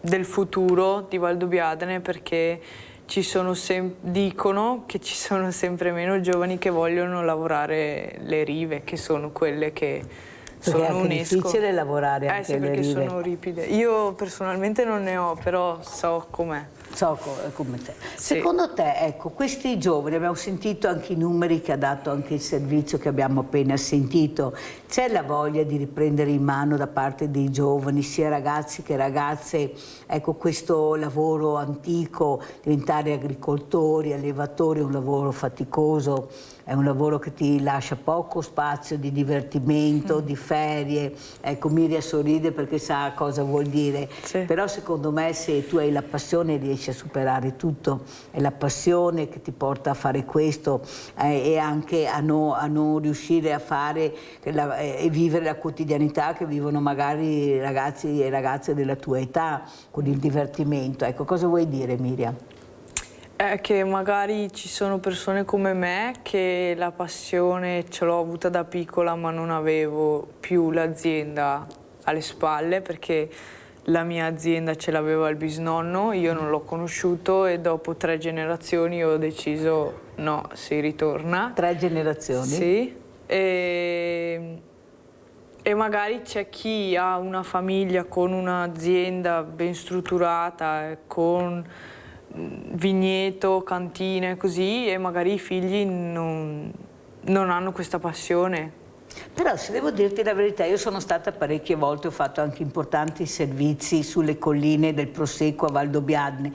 Quello che ho visto, tanti giovani e anche chi investono hanno delle cantine che sembrano dei musei. Sì. Ecco, veramente c'è questa voglia di investire. Sì, sì, c'è chi ha passione e dice sì, bisogna fare così, e invece c'è chi magari preferisce spostarsi o fare tutt'altro. Non tutti hanno la passione, insomma. Ma la passione, secondo te, è una passione che resisterà, perché ci vuole anche resilienza? Tu da chi sei aiutata? Ecco, come gestisci questa attività? In quanti siete? Nella mia azienda siamo io principalmente, e poi ho mia sorella e i miei genitori che mi aiutano. Non più di tanto? Sì, i nonni. E per essere presente nel mercato è faticoso? Anche con i vostri prodotti? Beh, io sono una PPL, quindi ho un po' un mercato ristretto. Spiega cos'è, perché le sigle a casa non le sanno. Una PPL non è un partito, una piccola produzione locale del Veneto, che questa PPL ti permette di produrre in quantità minima e di vendere solo nella regione del Veneto. E comunque ho il mio punto vendita sia invernale che estivo, e attualmente è un anno che fornisco una bottega. Mercato, come azienda mia personale, io sono un po' in difficoltà con il vino, ma perché forse non lo sento proprio a cuore. Io mi trovo molto meglio a vendere il prodotto che faccio io dall'inizio alla fine che il vino che non seguo tutta la filiera.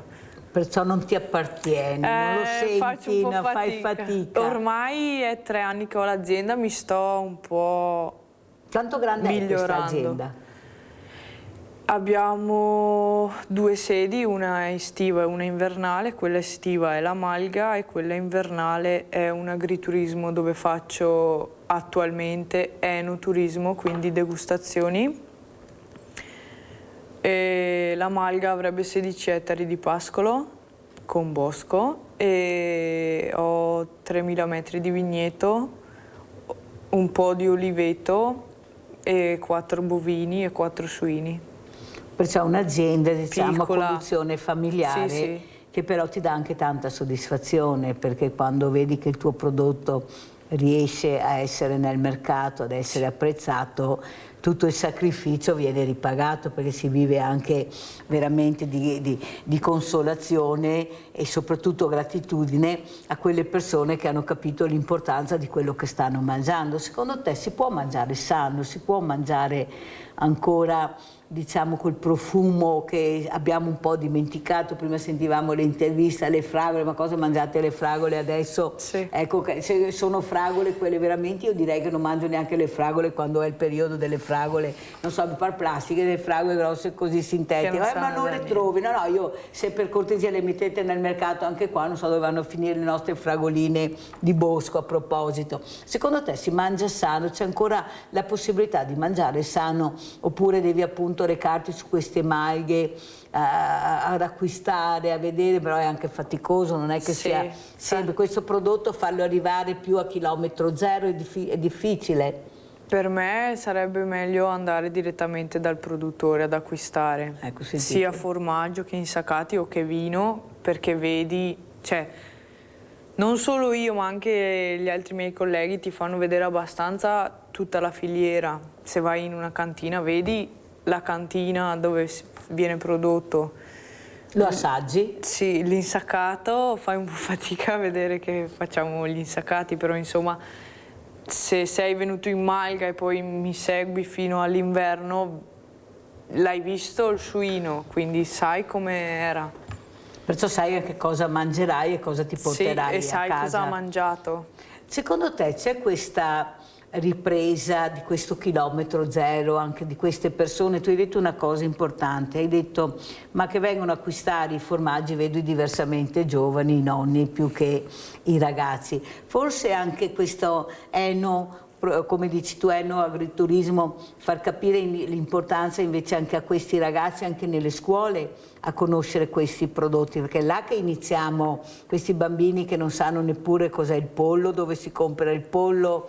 Ecco, forse dobbiamo iniziare anche a portare questi alimenti nelle scuole, perché ci dicono l'igiene, poi avete visto cosa è successo con la carne, visto che guai portare una tortina, poi troviamo il verme nella mensa. No, perché bisogna anche dirle le cose, siccome è l'igiene, guai portare qualcosa fatto dalle mamme a casa. Non ti sembra che hanno esagerato un po' troppo? Che invece dovrebbero controllare dove veramente il controllo serve, dove non serve? Adesso con il latte crudo i bambini ormai il formaggio non lo mangiano più. Io vedo certe mamme che dicono, che sentono, oddio il prodotto è a latte crudo, no, stai distante. Hai capito? Perché hanno messo questa... cioè, è pericoloso sì, però fino a un certo punto. Spiegalo Miria, che è importante quello che stai dicendo. È che nel latte crudo c'è questo colistick, questo batterio che per le donne in gravidanza, i bambini in età prescolare e gli immunocompromessi è sconsigliata la somministrazione, insomma, di questo alimento, perché se c'è presente il colistick potrebbero esserci delle conseguenze, però non è 100% se c'è il colistick stai male. Da quello che ho capito, insomma. Bisogna vedere, capire, approfondire anche dove vai ad acquistare. Sì, perché anche noi come piccole produzioni locali abbiamo dei controlli per verificare se è presente o non è presente questo batterio, e quindi siamo anche un po' più sicuri. C'è chi anche come allevatore si è terrorizzato e ha paura che possa succedere, perché se succede sono un po', sono problemi, però insomma bisogna imparare a convivere come con tutto. Allora vediamo che numeri daranno che hanno convissuto con la foresta. Andiamo a vedere questo resoconto dei forestali. Andiamo a sentire a Padova cosa diranno e poi lo commentiamo.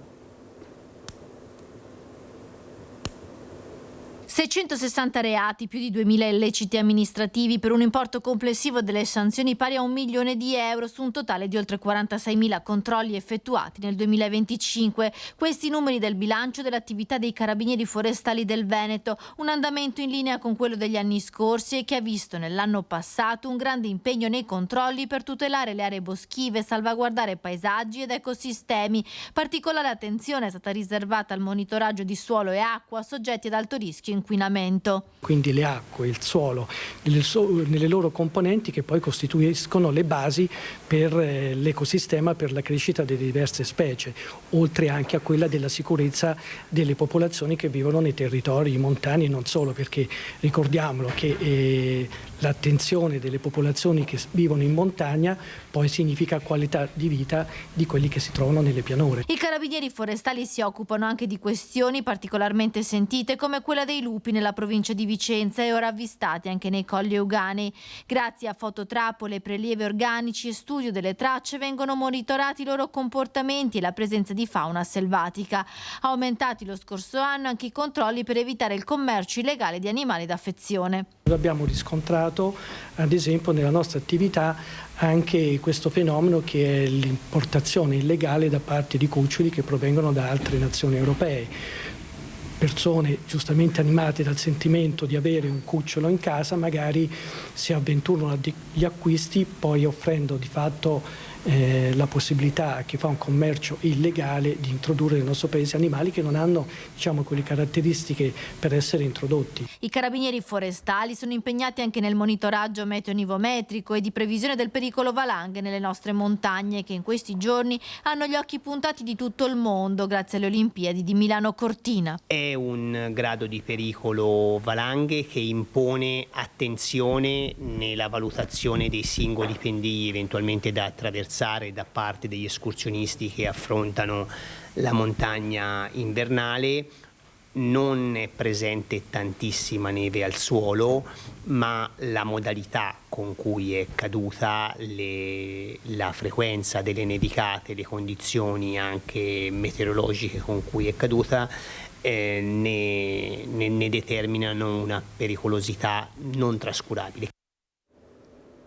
Allora, sentiamo come commenta Miriam Vanzin di questo servizio. Abbiamo sentito tante cose, tanti numeri, prego.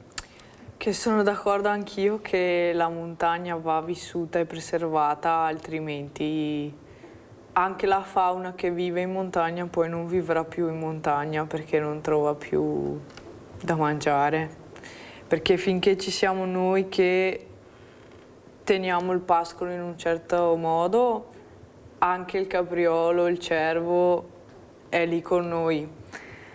Quando non ci saremo più noi, mi sa che anche il capriolo e il cervo ci seguono in paese. Perché se dici questo vuol dire che hai una certa percezione di un pericolo anche di questi pascoli che sì, non vengono più... ci sono già pascoli abbandonati sentite? Che non sono preservati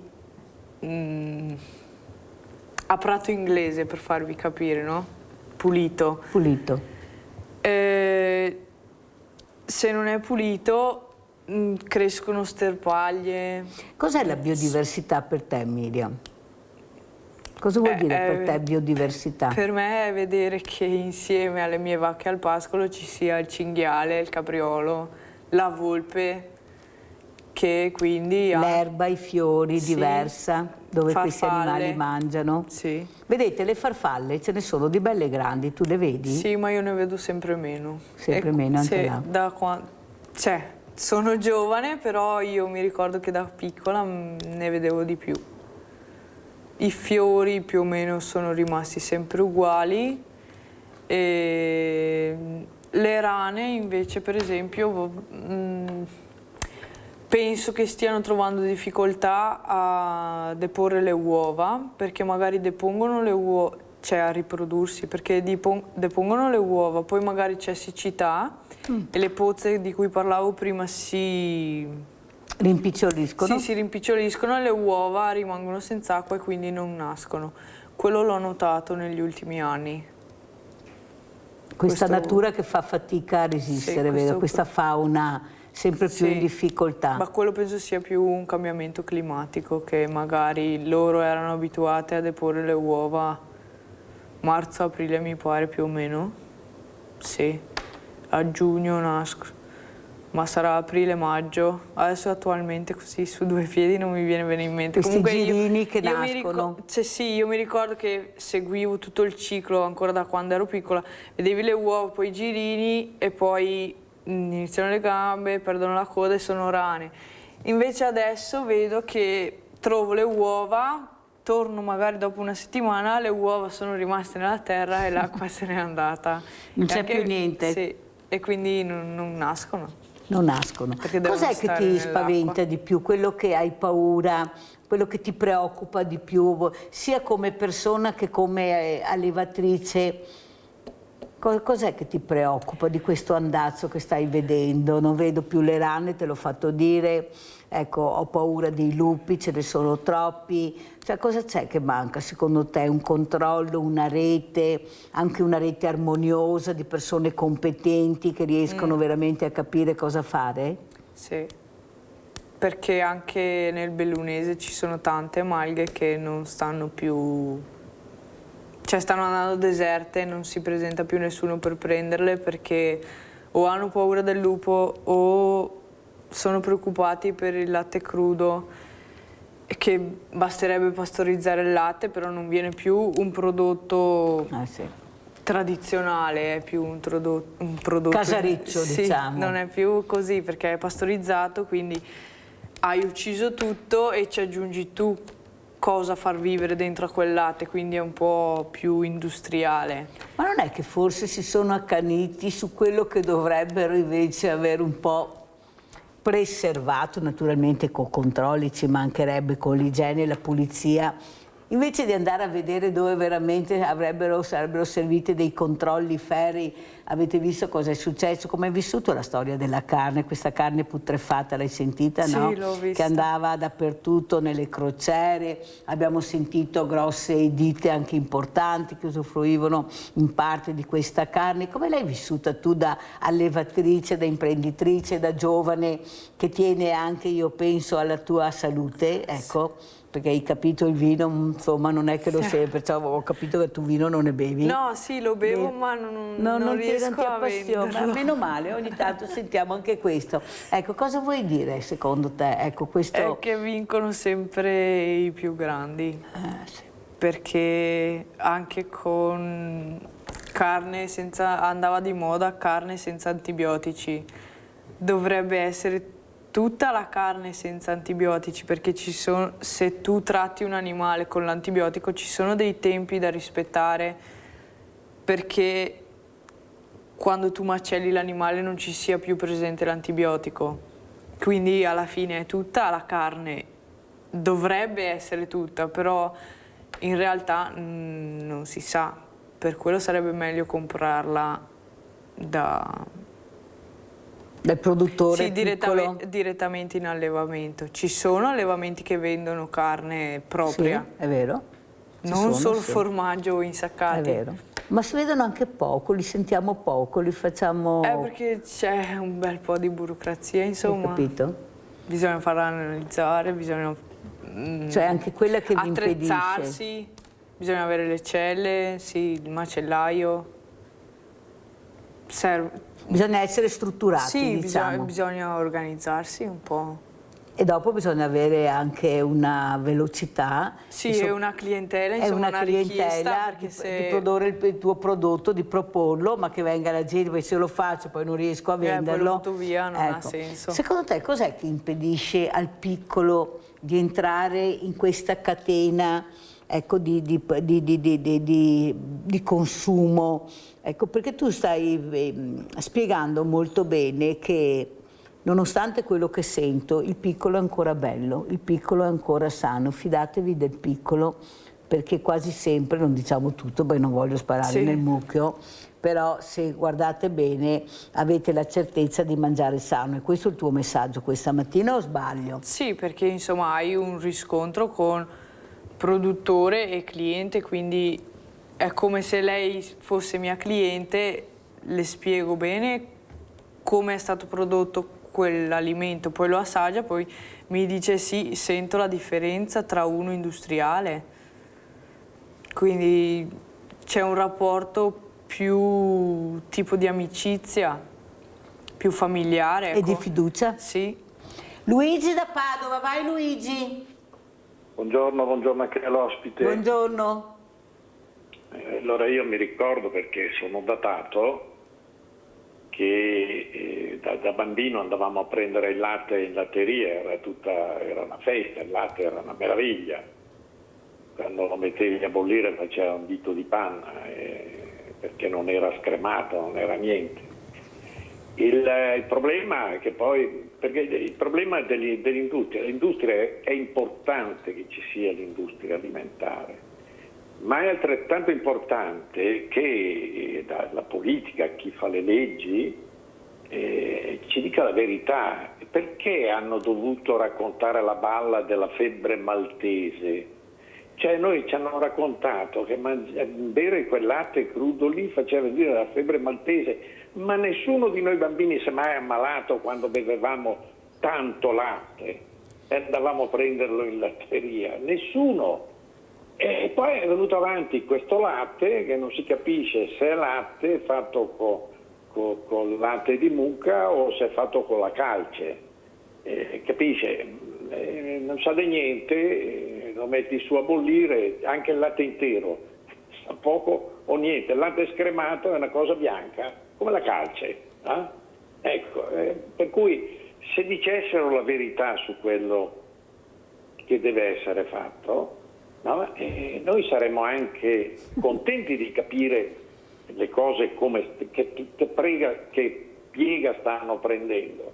E invece no, hanno portato avanti l'industrializzazione, che io ritengo che sia importante su un paese che ha 60 milioni di abitanti, a discapito di tutto un insieme di cose che sarebbero opportune e sarebbe opportuno saperle. La verità deve essere sempre quella che domina il mondo, anche perché dopo, quando andiamo magari al sud, dove ancora in certi paesini in montagna l'industrializzazione non c'è, noi scopriamo il valore dei sapori che non esistono quasi più dalle nostre parti. Sì. Però solo se ci spiegano le cose come stanno noi saremmo cittadini più coscienti, e invece così mangiamo delle fetenzie, delle porcherie, convinti che ci facciano bene, e invece sono gli artefici del nostro stato di salute. Buona giornata. Grazie caro Luigi, mi fa molto piacere che hai chiamato, condivido quello che ha detto Luigi. Il problema è che Miriam ha anche spiegato il problema degli antibiotici, di questi animali, ecco, di queste stalle che vediamo, ecco, mi sembrano dei lager delle volte per questi animali. E poi avete visto anche questo servizio che hanno fatto vedere su un'importante trasmissione, questa mucca morta, lasciata fuori, macellata. Abbiamo visto quella, ma non ci dicono quante mucche così sono state macellate, che carne era. La trasparenza, Luigi, io penso, se tu segui la trasmissione, te la chiedo tutte le mattine, noi abbiamo bisogno della trasparenza, di una comunicazione corretta, di una comunicazione che faccia capire l'importanza della salute pubblica, perché poi alla fine arriviamo a questo, o sbaglio Miriam? Cosa vuoi dire? Come vuoi rispondere? La panna di una volta, hai voglia Luigi di vedere la panna di una volta? Tu quando fai bollire il tuo latte? Ecco Luigi, lei vede la panna che tu vedevi, prego, raccontalo. Della panna? No, di quello che ha detto Luigi, se condividi o no, di questi animali. Ecco, il latte che troviamo è un latte... latte magari c'è scritto Made in Italy, ma non è Italy, perché lo stanno dicendo, mi pare, in questi giorni, che se è arrivato in Italia, è stato confezionato in Italia, scrivono su Made in Italy, come gli occhiali che li facevano in Cina. O come la pasta, che è successo, grano italiano e poi era grano che arrivava... Ecco, e anche se la vacca, quella che ha detto lei, no? Se è nel mio allevamento in quelle condizioni, io non è che posso portarla al macello. Cioè, non solo nel mio allevamento, in tutti gli allevamenti qui. Ma c'era già il macello? Ma nel senso, se succede a te, non puoi, quell'animale lì sarebbe destinato a non consumo umano. Certo.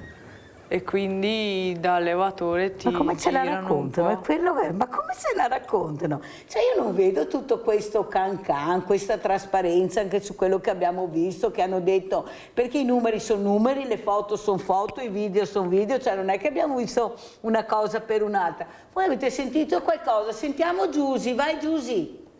Ciao Mirella e buongiorno a Miriam, che è molto attenta in tutto, e vedo che ha proprio la passione lei, la passione del suo lavoro. Allora, Mirella, quando puoi devi invitare l'assessore dell'agricoltura Dario Bon, perché dovremo chiederle molte cose. Io che non ho campi, non ho terreni, non ho mucche, non ho niente, non sento mai, Mirella, un proprietario che chiami da te per farsi valere del latte, di cosa gli danno, quanti soldi gli danno, come fanno con queste mucche, ma se danno antibiotici, se rispettano il tempo che vada via questo antibiotico. Vorrei farle tante domande all'assessore Bott. E poi, Mirella, ho sempre chiesto, più volte qui da te, perché quando uno muore perché mangia un pezzo di mucca pazza, ma le altri pezzi di mucca dove sono andati? Non è morto più nessuno, solo una? Non l'avrà mangiata mica solo lui? Non sono capace di capire questo discorso qua, perché è morto perché ha mangiato un pezzo di mucca pazza. E gli altri pezzi dove sono andati? Vi saluto e vi ringrazio. Giuse, no, perché l'altro giorno avevo la Coldiretti, perciò potevi fare le domande, perché loro sanno, ti possono dare anche i numeri se avevi questa domanda da fare, sono numeri importanti che loro danno e sono loro che sanno anche l'andazzo di questo lavoro. Allora, quello che volevo anche capire, come dice anche la nostra Giusy, è quanto importante è conoscere la trasparenza anche per voi. Ecco, voi siete un po' pressati con i controlli, come hai detto, guai se io mi azzardassi a fare una cosa del genere. Beh, ma non la farei neppure io come persona. Cioè non te la portano ma via. Non te la portano via, ecco, senti. Cioè, se posso rispondere sì, a Giusy che chiede degli antibiotici, perché prezzi del latte o così io non posso rispondere perché non vendo il latte, lo trasformo tutto. E comunque per tutti gli allevamenti che conosco io, da piccolo come me a 100 capi, 120 capi in lattazione, uso di antibiotici ne facciamo, perché se un animale sta male non è che ok, stai male, ciao, vai a morire, detta così brutta, no? Cerchiamo di curarlo come noi, anche noi persone umane, male, prendiamo gli antibiotici, facciamo questa cura antibiotica che dura in base all'antibiotico, e poi in base all'antibiotico che tu hai usato ci sono dei giorni che sono giorni di sospensione sia per il latte che per la carne. Se tu produci latte, faccio un esempio, fai 4 giorni di cura antibiotica, dall'ultimo giorno hai 38 ore di giorni d'attesa in cui il latte va buttato via, che non può essere utilizzato. Poi per sapere se il latte ha ancora antibiotici c'è una prova da fare, che capisci se la vacca ha smaltito o no l'antibiotico. E poi per la carne ci sono tipo 5 giorni prima di macellarla, c'è scritto proprio carne e visceri nell'etichetta, insomma, e comunque già il veterinario ASL ti consiglia di aspettare più giorni, perché non è detto che in quei 5 giorni la vacca abbia smaltito del tutto l'antibiotico. Come noi, no? Sì. Quindi magari su 5 giorni ti dice aspettane 10 e poi magari se vuoi macellala. Sai, Miriam, intanto che parlavi veniva un dubbio, che io sono fatta così.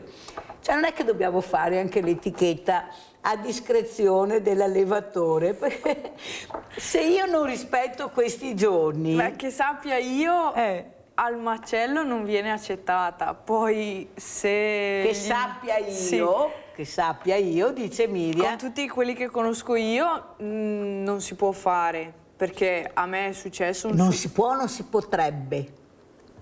Qua ti voglio. Io non conosco le grosse industrie. Però quello che dice lei, che lei, avete capito, la passione, fa fatica a parlare Miriam, non è facile far parlare Miriam, però cerca di rispondere nella maniera più completa e competente che lei conosce, perché lei parla di quello che fa lei, giusto?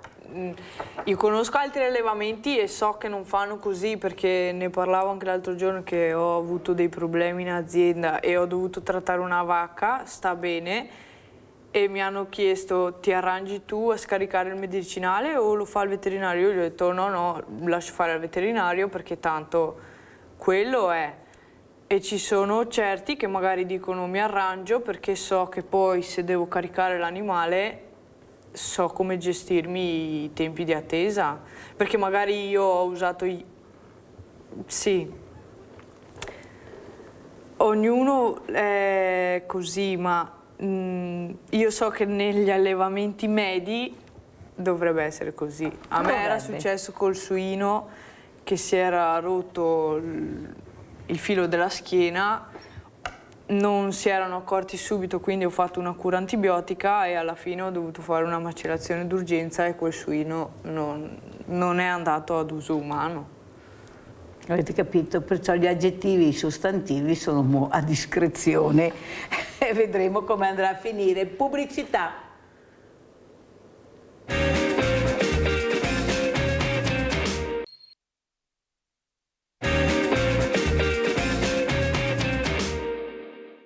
Noi abbiamo i nostri ragazzi che hanno contatti in una giornata infiniti, ma non incontrano un volto umano. Sì. E allora cosa abbiamo? Dei tecnocrati, delle persone che mancano di empatia. A me colpisce vedere che i grandi geni dell'intelligenza artificiale arrivano a un certo punto in cui dicono: manca l'empatia. Dovremmo avere la capacità di dire: non è giusto chiamare questi supporti tecnici che sono il futuro intelligenza. Cioè, è sbagliato. È intelligenza, non è intelligenza. Un futuro che non si può bloccare, ma che si deve governare perché la tecnologia sia al servizio e non al comando delle nuove generazioni. I giovani al centro del Veneto nella riflessione del Patriarca di Venezia, protagonista assieme al presidente della regione della puntata speciale di Ring, che per entrambi ha rappresentato una prima volta insieme. Non vi eravate mai visti, credo, dal vivo, è vero? Beh, è la prima occasione di tante altre occasioni che spero di poter condividere. È vero, Patriarca, ancora non eravate incontrati. Che ho incontrato il presidente, sì. Il futuro del Veneto passa necessariamente per loro, i giovani sempre più spesso al centro della cronaca. Ma, avverte il Patriarca, le soluzioni emergenziali sono solo gli ultimi tasselli del mosaico. Certo, il metal detector è l'estrema ratio, però unita ad altri tipi di incontro con i nostri giovani, deve essere l'inizio, direi, di un modo diverso di concepire anche l'ingresso dei giovani nella società, come anche credo sia importante avere con loro un vocabolario che comprende la parola diritti, perché i giovani hanno dei diritti, ma anche la parola doveri. Adulti e famiglia, la chiave per cambiare le cose, di qui si deve passare per forza di cose. Il tema dei giovani interpella soprattutto il tema degli adulti, dei contesti culturali, sociali in cui i nostri ragazzi trovano o non trovano una possibilità per diventare persone responsabili. Raccontare i giovani però significa anche valorizzare la maggioranza dei ragazzi, quelli che non finiscono sui telegiornali, studiano, fanno volontariato, si impegnano, sognano una società migliore. Io credo che ai giovani dobbiamo dare anche spazio, dobbiamo dare anche voce, proprio per questo abbiamo lanciato il Consiglio regionale dei giovani, che viene organizzato grazie al supporto anche magari degli istituti scolastici, in modo tale che possano proporre iniziative e anche, perché no, dei progetti di legge al Consiglio regionale. Ringrazio e saluto Don Giovanni Kirchner essere qui con noi, veramente grazie Don, per far capire anche l'importanza di ascoltare, di far parlare i giovani, di renderli protagonisti, di intrigarli. Ringrazio anche Miriam Vanzin che si è fermata perché ha fatto anche tanta strada questa mattina con questo tempo per venire in diretta, lei è venuta in diretta e perciò vorrei anche capire anche da lei poi questo servizio che abbiamo visto per quanto riguarda il Patriarca, ma per quanto riguarda anche questo giovanissimo presidente della regione, Alberto Stefani, che punta molto sul sociale e sui giovani. Allora, Don Giovanni Kirchner, lei cosa vede, come commenta le parole sia del Patriarca che di Stefani? Lei è vicino agli ultimi, sta cercando di dare anche delle risposte a queste creature che veramente, se non dai una risposta, chissà che fine faranno, dove andranno, come vivranno. E mi sembra che la fatica, anche lei con la burocrazia, a livello anche economico, sia bestiale, glielo dico io, anche se non lo dirà lei, perché io so com'è la situazione, tante parole, ma poi quando devi arrivare al centro della persona è difficile se non hai resilienza, perché ti segano in tutte le maniere. E cosa mettono davanti? Soldi e burocrazia. Andiamo avanti. Allora uno si deve rimboccare le maniche e cercare di dire no, bisogna resistere e dare dignità a queste persone. Prego Don, ha appena aperto una casa nuova, una residenza nuova per modo di dire, ma di ultima, non di ultima generazione, ma di ultima concessione. Ecco, sì. No, sono d'accordo con il Presidente Stefani quando ha detto alla fine che bisogna lasciare spazio ai giovani, perché mi pare che la tentazione tante volte agli adulti è di organizzare delle cose e di chiedere ai giovani di partecipare o di avere in mente delle cose da far fare ai giovani. Questa cosa qua non funziona, ecco. Noi dobbiamo lasciare ai giovani degli spazi dove loro facciano quello che pensano, che hanno voglia di fare, che gli viene in mente. Noi abbiamo appunto qualche volontario un po' più giovane, o abbastanza giovane anche in questa casa. La prima cosa che gli ho chiesto è: voi che siete giovani, avete qualche idea, avete qualcosa da proporre, volete fare cose in maniera diversa? Cioè non diamo per scontato che loro debbano fare quello che pensiamo noi, ecco. E cos'è quello che pensiamo noi? Cosa pensiamo noi di far fare a questi ragazzi? Come li guardiamo queste persone secondo lei? E noi li abbiamo anche intervistati, abbiamo visto in che condizioni alcuni sono arrivati in prefettura. Ecco, questo ragazzo intervistato ha detto: quando ho visto questo mio fratello senza scarpe, a piedi nudi, io sto dicendo: mi scusi Don, ma noi dove eravamo? Cioè i banchi alimentari siamo tutti strapieni di roba, non sappiamo dove metterla, ma se non uniamo le forze, facciamo squadra e rete, continueremo a vedere queste persone. A qualcuno va anche bene farli vedere così. O sbaglio Don? Perché non è che ci mancano né gli alimenti e tantomeno vestiti, scarpe, tutte le necessità che servono. A me pare che spontaneamente i giovani hanno meno problemi a stare con una persona diversa, bianca, nera, gialla. Spontaneamente i giovani non mettono grandi barriere etniche, razziali. Poi magari le creiamo noi, le crea la televisione, le crea i messaggi che arrivano. Però spontaneamente loro sono molto meno in difficoltà, sono più abituati a essere cittadini del mondo. Ecco, per un ragazzo di 20 anni andare a studiare, a fare l'Erasmus in Europa non è andare all'estero, è andare essere comunque sempre in casa. Ecco, finché non comincia ad andare proprio al di là dell'oceano, loro si sentono sempre più o meno a casa loro. Ecco. Sentiamo Miriam, condividi quello che ha detto Don Kirchner e anche quello che hai sentito sia dal Patriarca che dal Presidente Alberto Stefani? Hanno detto anche loro, come ho detto io prima, che c'è chi ha passione per certe cose e chi no, chi si impegna e chi no, come sempre.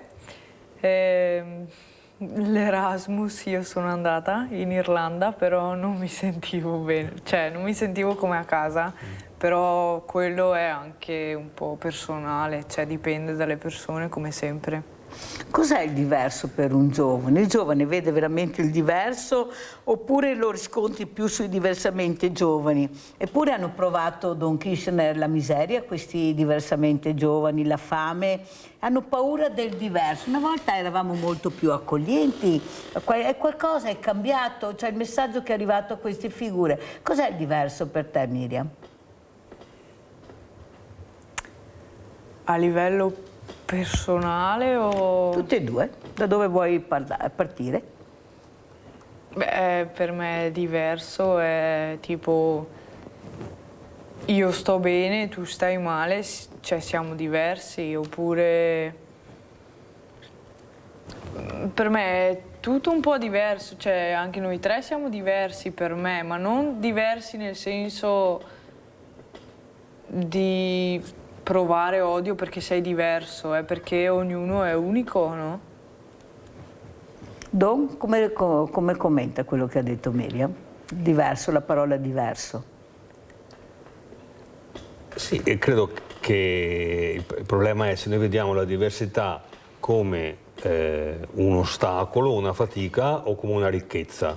No. Allora, il mondo animale naturale ci mostra che la diversità è una ricchezza, sì, perché la diversità delle specie aiuta, no, anche a produrre meglio. No? Tra di noi invece umani, ecco, a volte la diversità crea fatica, perché siamo un po' legati alle nostre abitudini, no? Allora, appena esci da quello che sai fare, da come si è sempre fatto, arriva un altro che fa da mangiare in maniera diversa o si veste in maniera diversa, questo un po' ci crea difficoltà, no? Io credo che se lei vede una vacca di una specie mai vista prima, lei è interessata a questo tipo di animale. L'uomo invece, quando vede un uomo vestito in maniera diversa, prende un po', si sente un po' destabilizzato, ecco. Noi ci siamo un po' dimenticati, credo, vorrei dire che un po' forse anche ci vergogniamo della nostra esperienza di quando noi eravamo diversi e andavamo all'estero. Infatti non è che ne parliamo poi così tanto, ecco. Mi diceva un anziano della parrocchia che è morto l'anno scorso, no? Che lui a 16 anni è andato migrante a lavorare in Piemonte, non in America o in Australia, in Piemonte. E in Piemonte negli anni 30 i veneti andavano a fare i lavori che i piemontesi non facevano più, perché i piemontesi andavano nelle fabbriche, i veneti prendevano il loro posto nei campi. Quindi noi eravamo, diciamo, inferiori anche ai piemontesi. Adesso, grazie a Dio, non siamo inferiori, però forse ci siamo un po' dimenticati queste esperienze, perché sono esperienze anche dolorose e umilianti e non fa piacere ricordarle, però forse un po' ci farebbe anche bene averle presenti. Gianfranco Valeri da Cessalto, ciao Gianfranco. Sì, buongiorno signora Minella. Buongiorno. Buongiorno Don e buongiorno alla sua giovanissima ospite. Ecco, signora Minella, secondo me i giovani sono un patrimonio enorme che dovrebbero essere educati gli adulti. Guardi, secondo me gli adulti hanno una colpa enorme su questo mondo giovanile, perché o impegnati dal lavoro o non so cosa, però secondo me la vedo così. Quando l'altro giorno ho visto la televisione, quel bambino che è stato rimasto a piedi e ha fatto 6 chilometri a piedi su una statale e nessun adulto per carità avrà dovuto fermarsi oppure telefonare al 112, al 113 o ai vigili. Guardate che c'è un bambino che cammina da solo dietro la strada. Se fosse stato un cagnolino o qualcosa, con tutto il rispetto per gli animali, ma avrebbero bloccato anche la statale. Il mondo è proprio cambiato. Cioè, io qualche volta quando vado anche a bere un caffè così con la moglie, e una volta adesso entra un bambino ogni tanto piccolo in carrozzina, ma sa quanti cani entrano assieme? 10 cani, al posto poi un condominio una volta era pieno di bambini, è proprio la società che è cambiata. Secondo me gli adulti che dovrebbero essere come si dice, istruiti come si alleva bene un giovane. Buongiorno e grazie e buon lavoro. Bella domanda Valeri. Allora sentiamo come risponde Miriam. Questo bambino di 10 anni, secondo te è normale che arrivi a casa da solo perché non è riuscito a prendere l'autobus, perché non aveva i soldi per il biglietto? O secondo te è qualcosa che non va, come dice Gianfranco Valeri, siamo tutti dei numeri, chi se ne frega di quello che vedo, mi giro da un'altra parte, arrivo al lavoro a casa e non ho visto niente? Perché io avevo letto anche una specie di intervista all'autista e che poi lui si è pentito e che sull'attimo forse anche lui non si aspettava che il bambino gli dicesse ok scusa ho sbagliato scendo, perché ce ne sono tanti che ti dicono sì chi se ne frega. Ma questo bambino che percorre la strada e nessuno si ferma, come dice Gianfranco Valeri, secondo te? Cioè lo vediamo più come bambino oppure vediamo una persona che sta facendo quello che vuole? Magari dipende dal modo in cui è vestito, non so. Don, come dice lei? Cosa dice? Questo bambino da solo, una volta ci saremmo fermati a chiedere come mai sei da solo, questo non succede più, diceva Gianfranco Valeri, la società è cambiata? Sì, c'è un po' questo senso, un po' di timore verso quello che va un po' al di fuori del mio piccolo ambito, no? Quindi cerchiamo di non immischiarci, di non farci gli affari degli altri, che alle volte va bene, però se alle volte invece gli altri hanno bisogno, bisognerebbe anche un po' farsi gli affari degli altri, no?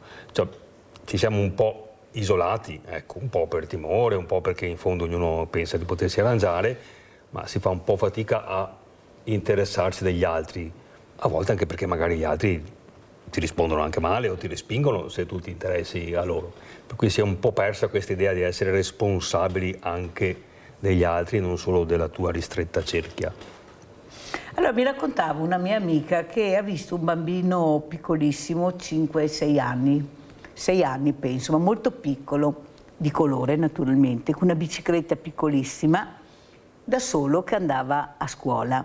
Lei era a piedi, ha detto, sulla pista ciclabile, lui veniva avanti in bicicletta, lei ha guardato attorno e non c'era nessuno, e lei l'ha fermato, come dice Gianfranco Valeri. Ascolta Gianfranco, e gli ha detto: ma dove vai? Sei da solo? Sì. E dove stai andando? A scuola? Ma non ti accompagna nessuno? No, perché io sono grande e so la strada, è tutta pista ciclabile, i semafori poi devo attraversare quando c'è il verde. Ho imparato molto bene, a me piace andare a scuola da solo. È rimasta un po' perplessa, ha detto: ma talmente piccolo, con questa bicicletta piccola, però talmente grande. Forse non è che sono cresciuti tanto in fretta, ecco, forse una volta non era così, si aveva paura un po' di tutto, loro non hanno paura di tutto, anzi, perché sono vissuti in maniera diversa, loro non sono andati adagio, loro hanno veramente, sono diventati rock, come piace a Mirella, loro sono rock, tu gli parli, loro ti rispondono, guardate quando mettiamo il microfono cosa dicono, come rispondono. Una volta era impensabile, si nascondevano, cioè non è che forse noi non riusciamo a stare dietro loro con i tempi nostri e i tempi di questi bambini? Allora, rispetto agli africani c'è anche da dire però che loro hanno una cultura che era la nostra di 50 anni fa, in cui c'è questo senso del villaggio, per cui in Africa qualunque persona adulta si fa carico di qualunque bambino che trova come se fosse il suo.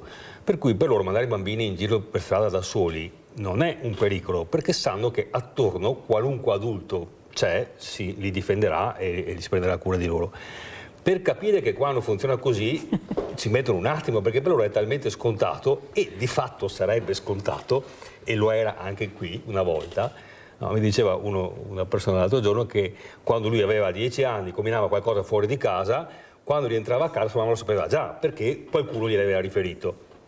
Cose che adesso ovviamente non succedono più, ma in Africa, grazie a Dio, per loro le cose sono ancora un po' così, hanno questo senso di villaggio in cui ognuno di appartenenza, in cui ognuno si prende cura degli altri, anche se non sono esattamente della sua famiglia.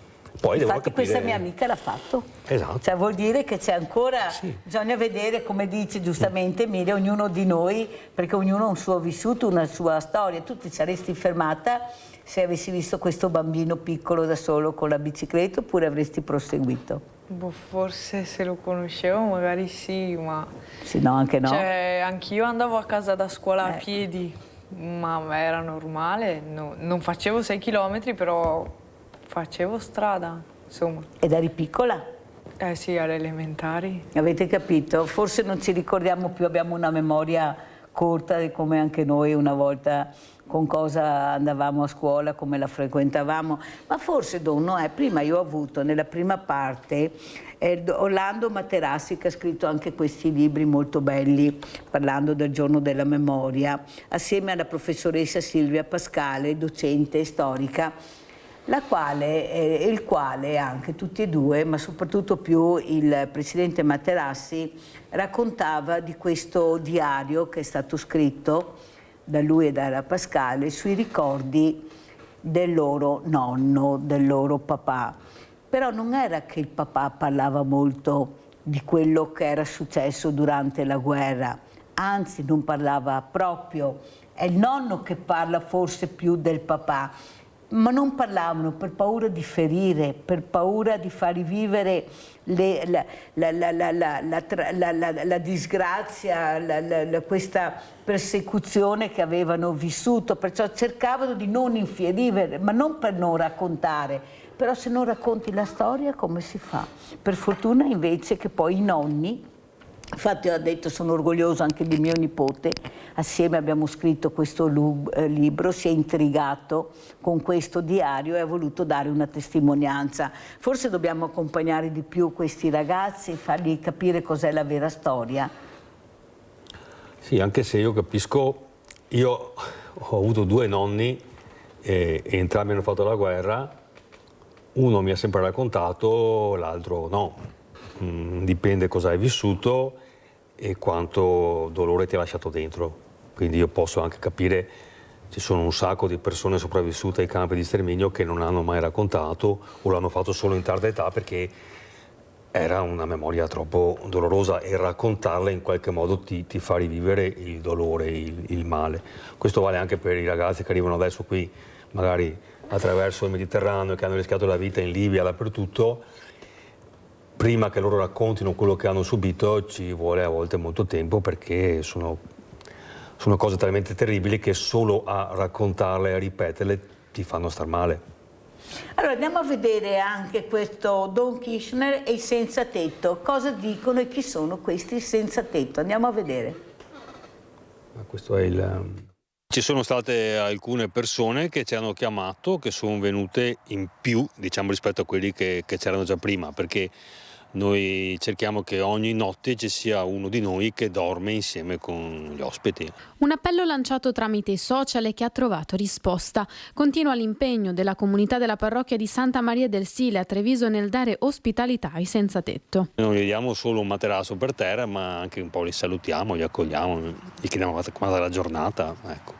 E poi c'è il turno delle persone che vengono la mattina invece a portare la colazione, anche lì sono arrivate altre persone nuove. Credo che sia un'opportunità buona per tante persone di conoscere la situazione di queste persone e di incontrarle e di capirle che poi alla fine non sono neanche poi così diversi da noi. 6 le persone attualmente ospitate in chiesa, alcune fuori, ma la richiesta di asilo in parrocchia è molta. Ogni settimana c'è qualcuno che viene a chiedere un posto. È solo che non riusciamo a gestire più di quel numero lì in questo momento e in questo luogo. Aiuto, ospitalità, un pasto caldo, un luogo dove non sentirsi soli anche se per poco tempo. È quello che Don Giovanni Kirchner offre alle persone e il motivo per cui è diventato noto nel panorama trevigiano e non solo. Gesti che fanno politica più delle parole, ma di cui Don Giovanni non vuole prendersi i meriti. Volto e figura di riferimento nel capoluogo di un'ospitalità che abbraccia l'altro attraverso la relazione e la vicinanza emotiva alle persone bisognose. Io ho cercato assolutamente di non espormi. Io questo capisco che è un po' difficile a livello comunicativo perché voi andate molto meglio, giustamente, a mostrare le persone singole che hanno una faccia, che hanno una storia, che possono diventare dei personaggi. Però in questo caso la storia non è di un personaggio che dovrei essere io, ma è di una comunità e io capisco che è molto più difficile dare l'immagine televisiva di una comunità perché dentro questa telecamera qua una comunità fa fatica a entrarci, però c'è ed è quello il protagonista vero. Allora, Don Kirchner, è passato un anno da questa intervista, sono cambiate tante cose, fortunatamente anche in positivo, è arrivata una nuova struttura, nuova per modo di dire, vicino alla chiesa degli Oblati, vedo, magari tanti trevigiani non sanno neanche dove è la chiesa degli Oblati perché funziona così. È piccola. Ecco, è piccola, perciò il piccolo non è che si possa sempre conoscere. Sì. Cos'è cambiato in un anno e chi sono queste persone che lei cerca di aiutare con una dignità che meriterebbero perché sono persone umane alla fine e hanno bisogno anche di risposte. Prego. Beh, è cambiato che questa struttura che accoglieva alcuni preti della diocesi era rimasta vuota perché ci sono sempre meno preti e quindi non c'era più bisogno, è rimasta vuota prima dell'estate e allora noi abbiamo chiesto alla diocesi se poteva metterla a disposizione per accogliere queste persone. Che ha detto di sì molto velocemente e quindi il 1° dicembre siamo riusciti a aprire e non ci hanno dato a disposizione tutto lo spazio che c'è, giustamente anche perché sarebbe un po' difficile gestirlo bene, quindi abbiamo una parte che in questo momento ospita 9 persone, adesso vediamo se riusciamo a allargare un attimo, forse anche possiamo prenderne qualcuno in più. Però ecco, la cosa importante è che abbiamo potuto farlo appunto continuativamente da dicembre, dal 1° dicembre adesso, in modo che oltre a avere un riparo dal freddo, queste persone abbiano anche un po' un senso di casa, cioè di un posto un po' stabile nel quale possono lasciare le loro cose, i loro vestiti, dove possono ritornare quando sono stanchi. Purtroppo noi riusciamo a tenerlo aperto ancora solo la notte e quindi dalla sera al mattino dopo, quindi di giorno, ma la maggior parte di loro lavora, quindi va a lavorare occupata durante il giorno. Ecco, questo era importante spiegare, sono persone che lavorano, che non avevano un tetto, alla sera tornavano e dovevano andare a dormire su posti di fortuna e basta, quasi sempre all'aperto o semiaperto. Ecco, cosa vuol dire per queste persone avere un tetto, avere un punto di riferimento nel momento che non hanno più il lavoro, che hanno smesso di lavorare e che sanno che si possono lavare, possono mangiare, possono vestirsi? Cioè, per me è fondamentale, vuol dire la dignità della persona. Sì, secondo me questa è la cosa che a volte si capisce un po' meno, no? Quando si parla di emergenza freddo. Il problema fisico del freddo non è quello più grave. È vero che ci puoi morire di freddo quando va sotto zero la temperatura. Però queste persone tutto l'anno hanno bisogno di quello che noi chiamiamo casa, cioè un posto dove tu sei al sicuro, dove puoi stare, semplicemente dove puoi lasciare i tuoi vestiti, per esempio. Dove quando ti alzi non devi controllare se ti hanno rubato qualcosa la notte, dove sei sicuro che lì non entreranno persone minacciose.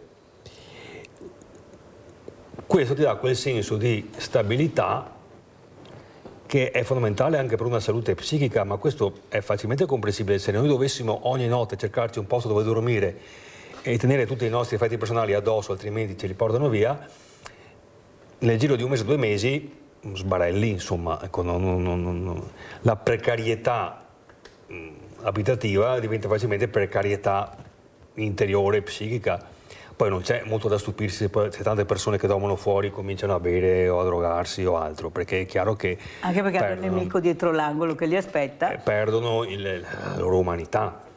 Quindi dare un posto, prima di tutto, prima ancora del riparo fisico, è dare quel senso di sicurezza, di stabilità, che è fondamentale per star bene. Non è un caso che di quelli che sono entrati da noi, uno è entrato che non aveva il lavoro, dopo 2 giorni il lavoro l'ha trovato.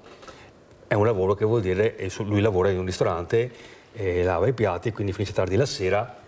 Senza una casa era un po' difficile reggere un lavoro del genere. Senta Don Kish, l'ultima domanda, dopo chiudiamo perché siamo in chiusura e salutiamo anche Miriam Vanzin. Si parla molto di precariato, si parla molto di lavoro nero di queste persone. Lei come vede la situazione? Cosa dicono questi ragazzi? Hanno dei contratti veramente chiari, limpidi, oppure c'è un sommerso che qualcuno si vergogna di dire? No, è chiaro che c'è il sommerso, c'è il nero, c'è... È anche vero che spesso gli imprenditori si rendono conto assolutamente del valore di queste persone e del bisogno che c'è di manodopera. Un esempio simpatico è che uno di quelli che noi conosciamo bene aveva difficoltà ad andare a lavorare perché doveva fare molti chilometri in bicicletta e fa il saldatore. E quindi a un certo punto ha avuto proprio un crollo fisico, non ce la faceva più a stare in piedi perché... No, fermo Don Kish, cosa fa questo ragazzo? Il saldatore. Ecco, tanto per farvi capire, perfetto. Però se uno fa il saldatore poi deve fare un'ora in bici per andare, un'ora in bici per tornare, magari anche col freddo, a un certo punto non ha più retto. I suoi amici ci hanno chiamato che questo non ce la faceva più. Allora la soluzione è stata, grazie alla nostra volontaria, mediare col datore di lavoro e fargli gli orari di lavoro coincidenti con l'orario dell'autobus. Giusto. Lui lavora le stesse ore di prima, semplicemente l'orario di entrata e di uscita coincide con l'autobus che lo riporta da Treviso. E con questo lui sta benissimo e l'imprenditore è contento. Cosa mancava? Mancava una persona in mezzo che potesse mediare la situazione, perché il ragazzo appena arrivato qua non parla italiano, un po' intimorito, non aveva coraggio di manifestare la sua situazione. Affiancato un attimo è bastato questo piccolo intervento per e chi l'ha risolvere fatto le cose. questo? L'ha fatto una volontaria. Una volontaria. Perfetto. Io veramente la ringrazio, Don Kirchner, per quello che sta raccontando questa mattina. Forse la inviterò spesso, perché secondo me proprio con questi racconti, con queste testimonianze vere dal vivo, che riportano e danno luce agli aspetti anche umani delle persone, sono fondamentali. Perciò a tutta la mia stima. Io non credo che il titolare dell'impresa fosse una persona particolarmente crudele, semplicemente non si era reso conto della situazione. Che c'era L'altro non riusciva a spiegargliela e le cose erano bloccate così. Infatti io penso anche a tutte quelle biciclette che vediamo di ultima generazione messe su dei posti delle volte impossibili. Io ho fatto anche una proposta, l'ho detta anche a qualche sindaco, di metterle all'esterno delle zone commerciali dove ci sono questi ragazzi che delle volte vedo con delle biciclette improponibili, perciò non sarebbe male, ecco, anche cercare di capire che lavorano anche in zone industriali anche lontane, magari anche dai mezzi di trasporto, perciò non sarebbe male cercare di far capire che magari un posto anche là non andrebbe male. Ho sbagliato, Don Kirchner? Certo. Visto che abbiamo la possibilità di avere queste biciclette. Miriam Vanzin, come ci saluti? Giovane, bella, ecco, con una comunicazione perfetta, specialmente per quanto riguarda il suo lavoro, prego. Vi ringrazio, spero di essere stata un po' utile per capire un po' meglio il nostro mondo e grazie. Se volete venire a trovarmi. Questo sì. E mangiare il formaggio al latte crudo, magari, sì, che è così buono e fa anche bene. Verremo assieme, andiamo assieme, Don Kirchner, a trovare, magari con questi ragazzi possiamo fare una bella gita. Cosa dice, visto che abbiamo anche la possibilità? Io ti ringrazio molto, Miriam Vanzin, per quello che hai detto, per quello che stai portando avanti e far capire anche che questi ragazzi hanno anche la passione, la creatività e hanno anche una resilienza per cercare di portare a termine questo lavoro molto bello che è anche il lavoro dell'agricoltore e dell'allevatore. Grazie. Don Kirchner, come ci saluta? Con quale messaggio? Cosa vuol dire alle persone? Ma io credo che è importante quando incontriamo i giovani, la prima cosa da pensare non è che cosa devo dirgli o che cosa devo fargli fare, ma che cosa questo giovane ha da darmi, da insegnarmi, per cui il primo atteggiamento è l'ascolto, non l'insegnamento. E con queste parole ringrazio Don Giovanni Kirchner di essere stato con noi, grazie, andiamo a vedere l'assegno, il vostro assegno a chi è andato. Ciao grande famiglia di Rete Veneta, oggi siamo venuti a trovare Maria Loretta. Allora, questa è la casa dove tu abiti con Carmelo e i tuoi cuccioli. Come va? Raccontiamo intanto. Ma che dei momenti sono abbastanza serena, dei momenti vado in depressione perché ho il pensiero che non riuscirò mai a risolvere questa situazione e sarò, tra virgolette, costretta ad abbandonare gli animali. Questo è un pensiero che dei momenti non mi lascia tanto in pace. Maria Loretta ha bisogno, ma non per sempre, per alcuni mesi, finché non riusciamo a sistemare il terreno che gentilmente una telespettatrice ha regalato a Maria Loretta, di una casa. Bisogna che troviamo una casa anche lontano, loro non hanno problemi di sicurezza, di paure. E se qualcuno invece ha una casa anche che vorrebbe come guardiani, non so, telefonate a Rete Veneta, date una possibilità a questa brava gente. Anche un'altra offerta che facciamo io e il mio compagno è di sistemare la casa dove andiamo, gratuitamente a nostre spese, in cambio di questo alloggio. Adesso sei un po' più sereno o hai sempre questa spada di Damocle? Ti viene da piangere? La paura che ho è più che altro per le autorità del comune, perché i proprietari mi hanno assicurato che mi danno una mano. Noi due siamo due persone che vanno aiutate, ma i cani sono inutili e non capisco questa poca sensibilità. Chi è che ti ha detto questa frase? Il vice sindaco, anche l'assistente sociale me l'ha detto. E poi il sindaco. Hanno detto che i cani sono inutili? No, che vanno in canile, che stanno bene là, che non servono tanti cani così. E non sono dei cani, come potevamo pensare 100 anni fa. Loro sono degli animali che fanno maturare l'essere umano, lo rendono sensibile, hanno reso sensibile me. Tanto è vero che nelle case per gli anziani stanno facendo la pet therapy e funziona benissimo perché gli anziani amano gli animali, amano i cani, li accarezzano, riescono a rilassarsi. Io so che hai detto una cosa bella prima, l'animale aiuta l'uomo, è l'uomo che si dimentica dell'animale. Io volevo dare un messaggio alla Mirella e a tutte le persone che in ogni caso vanno contro alle persone che si applicano per fare del bene.